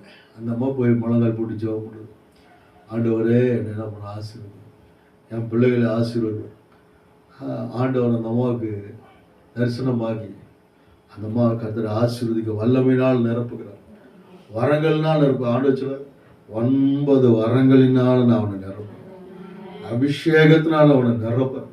அதுக்கப்புறம் பார்த்தீங்கன்னா அந்த அம்மா போய் ஜெபம் பண்ண அற்புதங்கள் நடக்குது, அதிசயம் நடக்குது, இருக்குதா டாப் லெவலுக்கு கர்த்தர் அந்த அம்மாவை கொண்டு வருகிறார். ஒன்று கிடைக்கல, ஆனால் தேவனுடைய அபிஷேகம், தேவனுடைய வரம், இதுக்கெல்லாம் ரீசன்னா அவருடைய சமூகத்தில் உட்காந்து ஆராதித்து கொண்டே இருந்தால் அவர் நம்மளை நிரப்பிக்கிட்டே இருப்பார். அவர்கிட்ட பேசத்தான் அவர் விரும்புகிறார், அவருடைய பாதத்தில் காத்திருக்கிறதா அவர் விரும்புகிறார் பாருங்க. ஸோ உபாகமத்தில் அதான் யோசுவா புத்தகத்துக்கு நீங்கள் போனீங்கன்னா நமக்கு தெரியும், யோசுவா புத்தகத்தில் ஹைலைட்டாக இருக்குது. 6 நாள் எரியா கோட்டை அமைதியாக சுற்றி வந்தாங்க, 7ஆவது நாள் 7 முறை சுற்றினாங்க. 7ஆவது முறை சுற்றும் போது ஆர்ப்பரித்தா அலங்கா இடிந்து விழுந்து சொல்லிப்பார். ஆண்டா அதுக்கு முன்னாடியே சொல்லிட்டார், அது கூட்டப்பட்டு ஒருத்தனை உள்ள போல, ஒருத்தனை வெளியே வரல, ஆனால் அவங்க கையில் ஒப்புக்கொடுது. நீங்க துதி செய்ய தொடங்கினா கர்த்தர் யுத்தம் செய்ய தொடங்குறார். நீங்க துதி செய்யும் போது எல்லா அலங்கத்தையும் கர்த்தர் இடிந்து விழ பண்ணுகிறார் பாருங்க. பலத்தினாலும் அல்ல, பராக்கிரமத்தினால, கர்த்தர் ஆவினால எல்லாம் ஆகும் பாருங்க. நம்ம ஆராதிக்கும் போது யாரை வேடிக்கை பார்க்க வேண்டிய அவசியம்? யார் நல்லா பாடுறாங்க, யார் ஜெபிக்கிறாங்க, யார் தலையில பூ வச்சிருக்காங்க, யார் முகாடு போடுறாங்க, யாருன்னா அதெல்லாம் நான் கர்த்தரை ஆராதிப்பேன். என் சர்ச்சில் யாரும் கை தட்டுங்க, முகாடு போடுங்க, அதை பண்ணுங்க, ஒன்றும் சொல்ல மாட்டேன். நான் வாட்டி கண்ணை மூடி ஆராதிச்சுட்டே இருப்பேன். லைட்டாக கண்ணை திறந்து பார்த்தா மக்கள் நல்லா கரெக்டாக இருக்கும், அழகாக முக்காடு போட்டு, அழகாக கையாட்டி, அழகாக கை தட்டி, அழகாக. ஏன்னா நாம் இவங்களை பார்க்கறதுக்காக வரல, கர்த்தரை பார்க்கறதுக்காக வந்தோம். முழு இதயத்தோடு, முழு ஆத்மாவோடு, முழு பலத்தோடு, முழு சிந்தையோடு தேவனுக்கு அன்பு வரும். ஏவன் 4 ஆண்டு சொல்லும்போது சொல்லாரு, தேவன் ஆவியா இருக்கிறார். அவரை தொழுது கொள்ளுகிறவர்கள் ஆவியோடு உண்மையோடு என்ன செய்ய வேண்டும்? தொழுது கொள்ள வேண்டும். பாருங்க, சாம் ஜபத்தில் தான் சொல்லுவார், பரலோகத்துல இருந்து ஆண்டவர் பார்க்கிறாரா, பார்த்தா தேவத்தை சொல்றான்னா, சில இடத்துல இருந்து ஒரே புகையா வந்துகிட்டு இருக்குது, சில இடத்துல இருந்து வெறும் லைட்டு மாத்திரம் எரிஞ்சுக்கிட்டே இருக்குது. என்ன ஆண்டவர்? எங்கெல்லாம் உண்மையே ஆராதிக்கிறாங்களோ அங்கெல்லாம் புகை மேலே வந்துக்கிட்டே இருக்குது. சில இடத்துல வேறு லைட்டை மாத்திரம் போட்டு அவங்களே புகையை போட்டுக்கிறாங்க. அப்போ நமக்கு நல்லா தெரியணும் பாருங்க, ஆண்டவரோட பிரசன்னத்தை உணரணும், ஆண்டோட அபிஷேகத்தை நம்ம என்ன செய்யணும், அவங்க உணர்றோம் பாருங்க. அது நியாயாதிபதிகளில் பார்த்தீங்கன்னா அங்கே ஒரு பாட்டு, நியாயாதிபதிகளில் ஒரு பாட்டு இருக்குது, 5ஆம் அதிகாரத்தில் வாசிக்க வேண்டாம். ஏன்னா ஒரு யுத்தம் நடக்குது, தெபேரால் கூப்பிட்றாங்க, பாராக்க கூப்பிட்றாங்க, எல்லாம் கூப்பிட்றாங்க.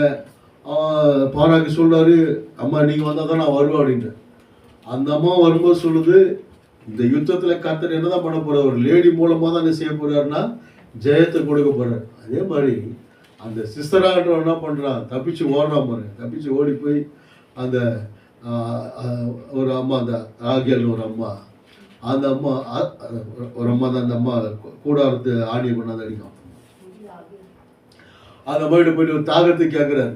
அந்த அம்மா சொல்லுது, வீட்டுக்குள்ளே வாப்பான்னு கூப்பிட்டு அவருக்கு பாலை கொடுத்து, எல்லாருக்கும் செத்த பின்னாடி தான் பாலை ஊற்றுவாங்க, அவர் உயிரோடு பாலை ஊற்றுனா பாலை குடிச்சு விட்டு அவர் சாக்குக்குள்ளே கொடுத்து ஆயாசமாக தூங்கிட்டு இருந்தார். அந்த அம்மா நல்லா கூறான ஆணியை கொண்டாந்து நெத்தியில் வச்சு ஒரே போட்டுருப்பாருங்க. ஒரே போடு நெத்தியில இருந்து மண்டைக்குள்ளே இறங்கி அது அப்படியே பூமியில் இறங்கிடுச்சா பாருங்க. ஆயாசமாக தூங்கினா அப்படியே செத்து போனாங்க. அல்லேலூயா. நீங்கள்லாம் அந்த நியாயாதிபதிகள் 5ஆம் அதிகாரத்தை படி ஒரு பெரிய பாட்டே இருக்குதாங்க, பெரிய பாட்டு.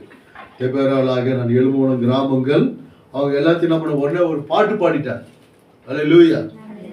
நீங்களாம் எல்லாத்துக்கும் ஒரு பாட்டு பாடணும், அப்படிதான் பாட்டு பாடணும். பைபிள் முழுக்க ஒரே பாட்டாக தான் இருக்குது. யாத்திராகும் 15ஆம் அதிகாரம் 13ஆம் அதிகாரம் 15ஆம் அதிகாரத்தில் ஒரே பாட்டு, மகிமையாய் வெற்றி சிறந்த கர்த்தரை மகிழ்ந்து பாடுவேன்னு சொல்லி. பரலோகத்தில் என்னதான் இருக்குன்னா பாட்டு தான் இருக்கு, எல்லாம் பாட்டு தான், எல்லாம் பாடணும். அந்த மாதிரி பாடினாங்க. 1 சாமுவேலில் இப்படி வாசிக்கிறோம். 1 சாமுவேல் 2ஆம் அதிகாரத்தில் பார்த்தீங்கன்னா அங்கே ஒரு பாட்டு பாடியிருக்குது. அந்த அம்மா மலடியாக இருந்தவள் அநேகம் பெற்றால், கர்த்தரின் கொம்பனை செய்து அந்த உயர்த்தினார், துக்கத்தெல்லாம் சந்தோஷமாய் மாற்றினார்னு அண்ணாலம் அங்கே ஒரு பாட்டு என்ன செஞ்சிருக்குன்னா பாடி இருக்குது. அப்போ நாம நம்முடைய வாழ்க்கையில் என்ன செய்யணும், பாட வேண்டும். தாவீது 1 சாமுவேல் 14 அதிகாரத்தில் கோலியாத்தை வீழ்த்தினார் சொல்லி பார்க்குறோம். ஆனால் அதுக்கு முன்னாடி 16 அதிகாரம் 18 வசனத்துல அவன் யுத்த வீரன், காரிய சமர்த்தன், வாசிப்பதில் தேறினவன் சொல்லி பார்க்கணும். வாசிப்பதில் தேறினவன். கீபோர்டில் வாசிக்கிறீங்கன்னா நல்லா வாசிக்கணும். பாடலாமான்னா நல்லா பாடணும், நல்லா பாடணும். நீங்கள் பாடுறது உங்களுக்கான பிடிச்சிருக்கலாம், கர்த்தருக்கு பிடிச்சிருக்கலாம், எங்களுக்கு பிடிக்கணும்ல. பாட்டு பாடணும் தூக்கில் தொங்குற மாதிரி, பாட்டு எழுதணும் தூக்கில் தொங்குற மாதிரி பாடுங்க. எங்கள் ஜெஜில் வரம்மா நீங்கள் பாடி விட மாட்டேன், நான் பொறுத்து பார்த்து நீங்கள் நல்லா பாடினா நான் எதை விட மாட்டேன். அப்போ நான் நல்லா பாடலையா, அதை எப்படி நான் வாயால் சொல்கிறேன். நீங்களே கேட்டுக்கிறீங்க, என்ன கேட்காதீங்க. நீங்கள் யாருன்னா கூப்பிட்டு உட்கார வச்சு நீங்கள் பாட்டுக்கு எப்படின்னு அவங்க கேளுங்க. நான் சொன்னால் பாஸ்ட்டுக்கு வர சொன்ன மாதிரி இருக்கும். பாடுறது நல்லா பாட வேணாமா, வீட்டில் நல்லா பாட்டு பாடி பாடி பாடி நல்லா ப்ராக்டிஸ் பண்ணி அப்புறம் இங்கே வந்து என்ன செய்யணும், பாடணும். அதே மாதிரி பாடினா என்ன நடக்குன்னா அபிஷேகம் வெளிப்படும். பாடினா அற்புதம் நடக்கும். பாடினா ஜனங்களோட கண்ணில் என்ன செய்யணும், ஆனந்த கண்ணீர் வரணும். என்ன இப்போ சாரா நவராஜ் அம்மாலாம் பாடினாங்கன்னா கண்ணில் தண்ணி வந்துடும், அப்படியே தண்ணி வந்துடும். அந்த மாதிரி இருக்கும் பாட்டு. இனிமையாக ஒரு பிரசன்னமாக. நான் எத்தனையோ பாட்டை கேட்டுலாம் அப்படியே அழுதுருக்கேன். போன வாரம் கூட அறந்தாங்கி போனால் அங்கே 3 சின்ன பிள்ளைங்க வந்து பாட்டு போடுது. ஒரு அந்த கோடி கோடி நன்றி அந்த பாட்டு பாடுறாங்க, எனக்கு அப்படியே அழுகையாக வருது. அந்த மாதிரி பாடினா அப்படி இருக்கணும். ஏன்னா பைபிள் அப்படி தான் பாடியிருக்காங்க. அண்ணால் பாடினாங்க பாருங்க, 1 சாமுவேல் 2ஆம் அதிகாரத்தில் பாடினாங்க. தாவீது என்ன சொல்றாரு, சங்கீதம் 34 சொல்லும்போது, கர்த்தரை எக்காலத்தில் ஸ்தோத்தரிப்பேன், அவர் துதி எப்போது என் வாயில் இருக்கு.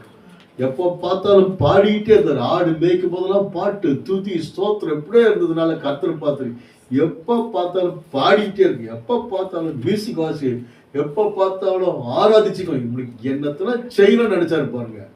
ஆடுகள் மேய்த்தன கர்த்தர் அரசனாய் மாட்டார். நீங்க பாடிக்கிட்டே இருந்தீங்கன்னா உங்களுக்கு ஒரு ப்ரமோஷன் வந்துடும். புலம்ப கூடாது. அதுதான் புலம்பல் 5 அதிகாரத்தோட நிப்பாட்டி சங்கீதத்தை மாத்திரம் 150 அதிகாரம் வச்சு. அப்போ தாவீதுக்கு ஏன் ரீசன் அப்படின்னா அவர் அதான் ஆராதனை.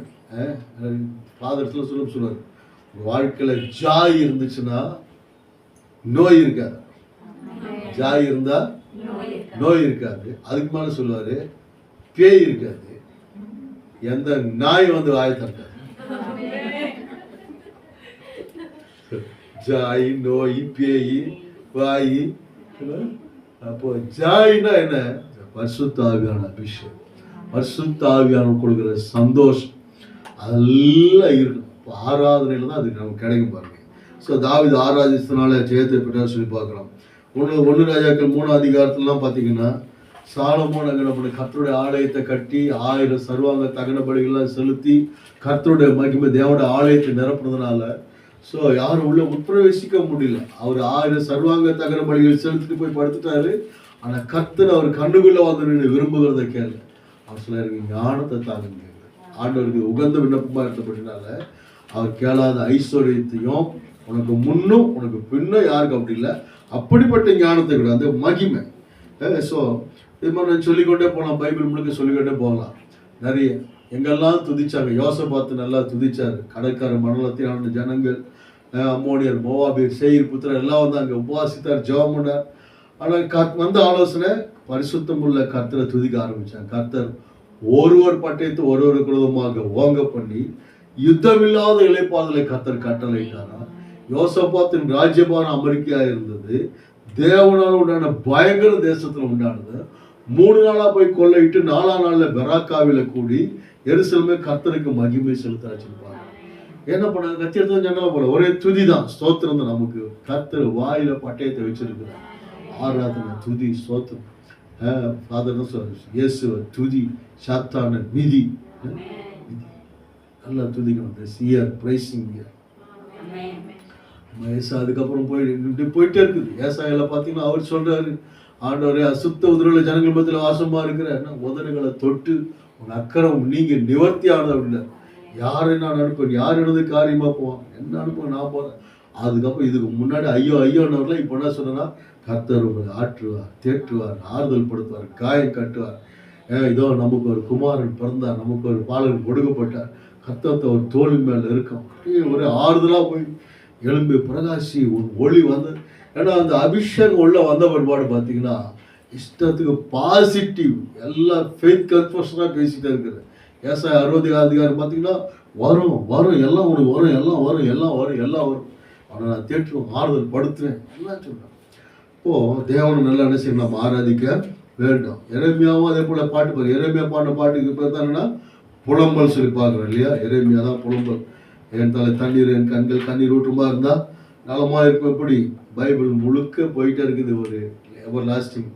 நான் பேசுகிறேன், நைட்டு வரைக்கும் பேசிட்டே இருப்பேன். அங்கே என்ன சாப்பாடுன்னு தெரியல, இன்னும் ஒரு வாசனை வரல. அப்போ சுகந்த வாசனை முகந்து பார்த்தேன். ஆனால் சில வீட்டில் போய் ஜபம் கொடுத்து உட்காந்த உடனே பக்கத்து ரூம்ல மணக்க பிரியாணி வச்சுருக்கேன். வாயே திறக்க முடியாது. வாயை திறந்தா வாயிலிருந்து தண்ணி வரும். ஜப்பு போட்டு நடத்துறது தான் என்ன நினைச்சிட்டு இருக்கிறீங்க நீங்க? என்ன பாச இப்போ மூக்கில் ஏறுது, வாயில. சரி, அப்போ ஆண்டவர் சரி. ஸோ ஆண்டவர் வந்து இந்த தொழுகையை கர்த்தர் விரும்புகிறாரு பாருங்க. எஸ்தர் புத்தகத்தில் அதே போல தான் வாசி. எஸ்தர் புத்தகம் 9ஆம் அதிகாரம் முழுக்க அப்புறமா வாசிச்சு பாருங்க. ஒரு பெரிய ஆர்ப்பரிப்புனா சத்துருக்கள் மேல கர்த்தர் ஜெயம் கொடுத்தார். 3 நாள் உபவாச ஜெபம். அடுத்தது பார்த்தீங்கன்னா பயங்கரமான ஆர்ப்பரிப்பு, வெளிச்சம், களிப்பு, மகிழ்ச்சி. அதுக்கு பேர் என்ன, பூரியும் பண்டிகை அப்படின்றார். வருஷந்தோறும் பூரியும் பண்டிகை என்ன செய்யணும், கொண்டாட வேண்டாம். நமக்கு இந்த 2026 ஒரு பூரி பண்டிகை என்ன செய்ய வேண்டும், இருக்க வேண்டும். 127 தேசத்துடைய தலையெழுத்தை மாற்றின கர்த்தர், சட்டத்தை உடைச்ச கர்த்தர். ஸோ இந்த 2026 எங்களுக்கு ஒரு பூரி பண்டிகை என்ன செய்யணும், ஆண்டவரை இருக்கட்டும் அப்படின்னு சொல்லிதான் நம்ம விரும்புகிறோம். யோபோட வாழ்க்கையில வாசிக்கிறோம், உத்தமர், நல்லவர், எல்லாம் உண்மைதான். ஆனால் அவர் சொல்றாரு, கர்த்தர் கொடுத்தார், கர்த்தர் எடுத்தார். கர்த்தருடைய நாமத்துக்கு ஸ்தோத்திரம் உணர். ஸ்தோத்திரத்துல வந்து நிப்பாட்டு. தேவன் நீ சகலத்தையும் செய்யணுத்த காரியம் ஒன்று தர. அவர் வாழ்க்கையை கர்த்தர் ரெட்டிப்பாய் ஆசீர்வதித்து 4 தலைமுறைக்கு உயிரோடு கூட வச்சு அவர் ஆண்டவரை தொழுகிறவராக. ஏன்னா 1ஆம் அதிகாரத்திலே வாசிக்கிறோம். யோபு 1ஆம் அதிகாரம் படிக்க வேண்டாம். யோபு 1ஆம் அதிகாரம் 5ஆம் வசனத்துல தினந்தோறும் பலி செலுத்து, தினந்தோறும் பிள்ளைகளுக்காக ஜெபம் பண்ணு, கர்த்தரை நோக்கி பார்க்கறது. ஆனால் கர்த்தருடைய வாழ்க்கையில எல்லா நிலைமையும் மாட்டினார். 100வது சங்கீதத்துல நிறைய 150 சங்கீதம் ஹைலைட்டா பார்க்கும்போது 100வது சங்கீதத்துல பார்த்தீங்கன்னா கர்த்தரை மகிழ்ச்சியோடு கூட என்னன்னா நம்ம தொழுது கொள்ள வேண்டும். அவரோட பிரகாரங்கள புகழ்ச்சியோடு துதியோடு என்ன பண்ணோம், அவரை தொழுது கொள்ளுங்க. அவர் நம்மை உண்டாக்கினார், நம்முடைய ஆடுகளா இருக்கிறோம். அவர் அவருடைய மேய்ச்சலா நாம் இருக்கிறோம். அவர் தான் நம்ம உண்டாக்கினார். அவருடைய வாசல்ல துதியோடு கூட வாங்க, மகிழ்ச்சியோடு கூட கர்த்தர் என்ன செய்ய வேண்டும், ஆராதிக்க வேண்டும் சொல்லி பார்க்கிறோம். நீதிமொழிகள்ல கர்த்தர் ஞானத்தை குறித்து அவர் பேசுறார். பிரசங்கில நான் சொல்லிட்டேன், காரியத்தின் கடைத்தொகை குடும்பமா கூடி கர்த்தர் என்ன செய்ய வேண்டும், மையப்படுத்த வேண்டும். குடும்பத்துல சந்தோஷமா இருக்க வேண்டும். கர்த்தர் அந்த குடும்பத்துல இருக்க. உன்னத பாட்டில் வரும்போது நம்ம வாசிக்க நேரம் உன்னத பாட்டு சார், நான் என் நேசருடையவன், என் நேசர் என்னுடையவர், அவர் கரை என் மேல இருக்கும். நேசம் மரணத்தை பார்க்கிற வழிகள். நான் அவர் மேல அன்பா இருக்கிறேன், அவர் என் மேல அன்பா இருக்கிறார். அல்லேலூயா. ரொம்ப சந்தோஷமான காரியம். நீங்க உலகத்துல நீங்க அதிகமா நேசிக்க வேண்டியவர் யாருன்னா அவர் தான். அவர் தான் உங்களை அதிகமா நேசிக்கிறார் பாருங்க. அவர் தான் உங்க மேல அன்பா இருக்கிறார். இசைக்கெல்லாம் பாட்டு பாடும்போதுலாம் அவ்வளவு அருமையா பாட்டு பாடுவார். நான் என் நேசருடையவன், அவர் பிரியம் என் மேல் இருக்கும். பிரியமே நீருபவதி என்று அழைத்திடுவார். என் நேசுவை காண என் உள்ளம் எப்போதுமே என்னில் வாஞ்சிக்குதே.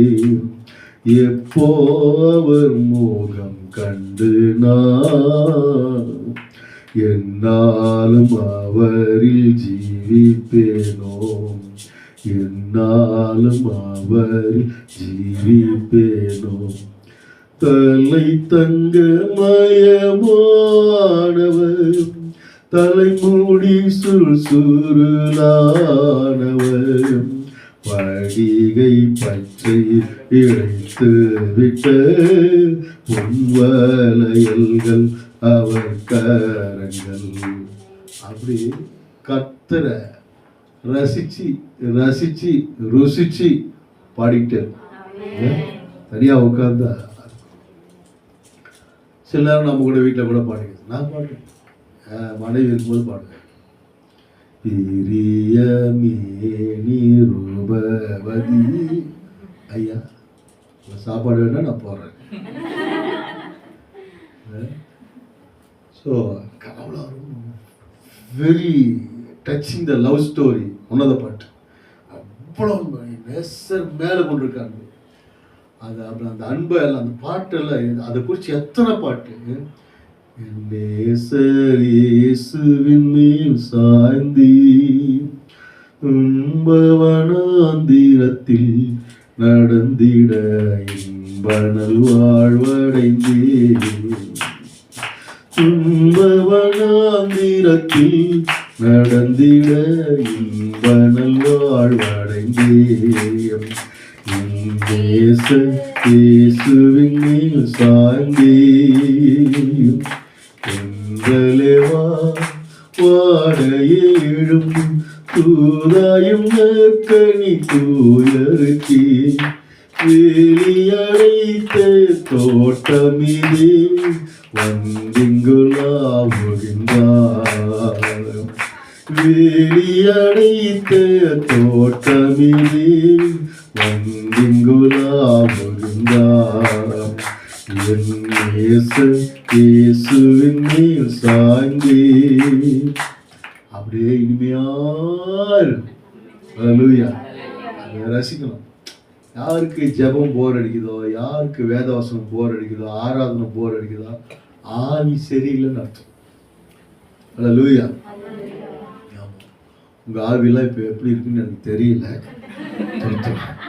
ஸோ அதனால் ஸோ இப்படி நம்ம போய்கிட்டே இருக்கலாம், நிறைய போயிட்டே இருக்குது. புதிய ஏற்பாட்டில் ஒரு சில காரியம் சொல்லும்போது இயேசு என்ன சொல்றாரு அப்படின்னா, இயேசு பிறக்கும்போது எல்லா அந்த தூதர்கள் உன்னதத்திலே தேவனுக்கு மகிமையும் பூமியில சமாதானமும் மனுஷர் மேல பிரியம் உண்டாவதாக என்று சொல்லி தேவனை துதித்தார்கள். எல்லாரும் பரலோக மகிமையா. இயேசு பிறந்த உடனே பார்த்தீங்கன்னா அங்க பார்த்தீங்கன்னா ஒரு ஐயா, அவர் சிமியோன் வந்து என்ன பண்ணார், இயேசுவை கையில பிடிச்சி அவர் கர்த்தரை துதிக்கிறார். 84 வயசுள்ள விதவை பானுவேலின் குமாரத்தை எங்க அண்ணால் கர்த்தருடைய ஆலயத்தை விட்டு நீங்காமல் இரவு பகலும் உபவாசித்து கர்த்தருக்கு ஆராதனை செய்து கொண்டுதான் அந்த அம்மா ஆவின் ஏவுதனால வந்து இயேசுவை பார்த்து என்ன பண்றாங்கன்னா நன்றி செலுத்துறாங்க.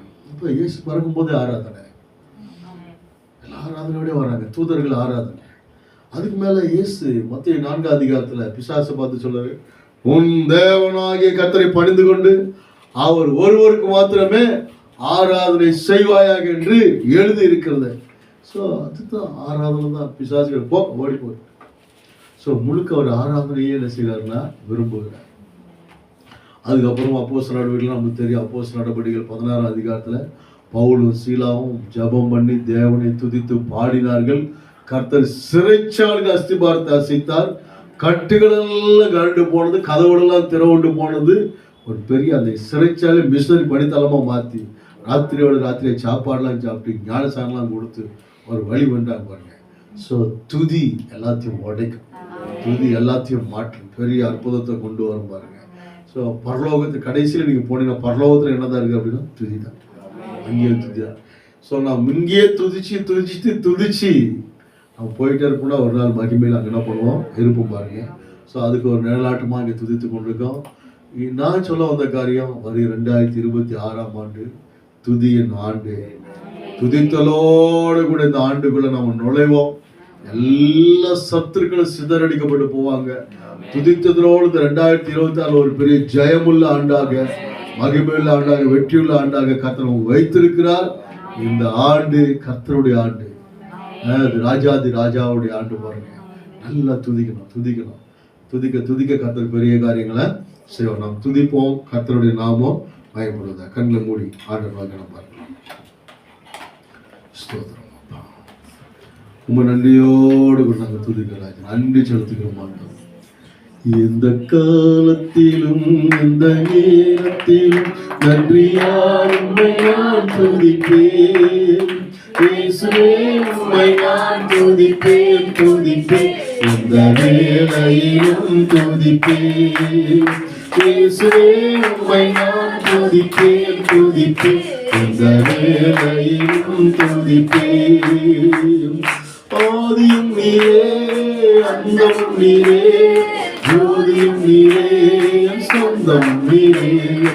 ஆதியும் நீரே, அந்தமும் நீரே, ஜோதியும் நீரே, சொந்தம் நீரே. இந்த காலத்திலும் இந்த நேரத்திலும் நன்றியால் உம்மை நான் துதிப்பேன். இயேசுவே உம்மை நான் துதிப்பேன். இந்த வேளையிலும் துதிப்பேன். இயேசுவே உம்மை நான் துதிப்பேன். இந்த வேளையிலும் துதிப்பேன்.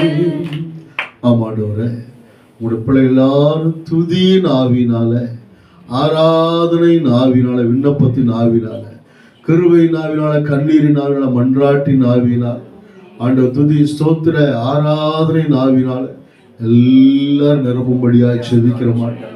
வாய் விரிவாய்த்து அதன் நன்மையால் நிரப்ப என்று சொல்லுகிறோம். தேவனுடைய அபிஷேகம், தேவனுடைய மகிமை, தேவனுடைய வல்லமை, தேவனுடைய அக்கினி இந்த பிள்ளைகள் எல்லாரும் நிரப்பட்டு எல்லாரும் நிரப்பட்டு மாட்டேன். இருதயத்துமாகிய பலிபீடத்தின் துதி ஸ்தோத்திரங்கள் இடைவிடாமல் எழும்பிக் கொண்டே இருக்கட்டும் ஆண்டவரே. பலிபீடத்தின் அக்கினி அவியாதிருப்பதாக. அந்த தேவாலயத்தின் குத்து விளக்கு இரவு பகல எரிந்து கொண்டிருக்கட்டும் என்று சொல்லிடும். உங்களுடைய பிள்ளைகளுடைய வாயில, இருதயத்துல, உதடுகளில எப்போதும் துதி பலிகள் ஏறெடுக்கப்பட்டு கொண்டே இருக்கு.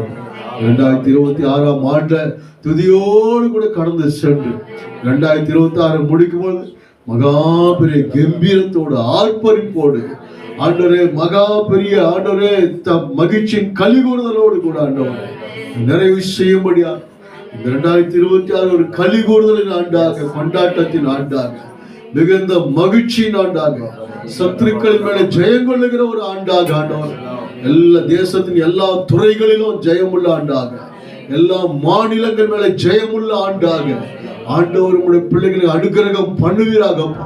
இப்போ நாங்க ஒருமித்து இந்தியாவை நாங்க ஆசீர்வதிக்கிறோம்.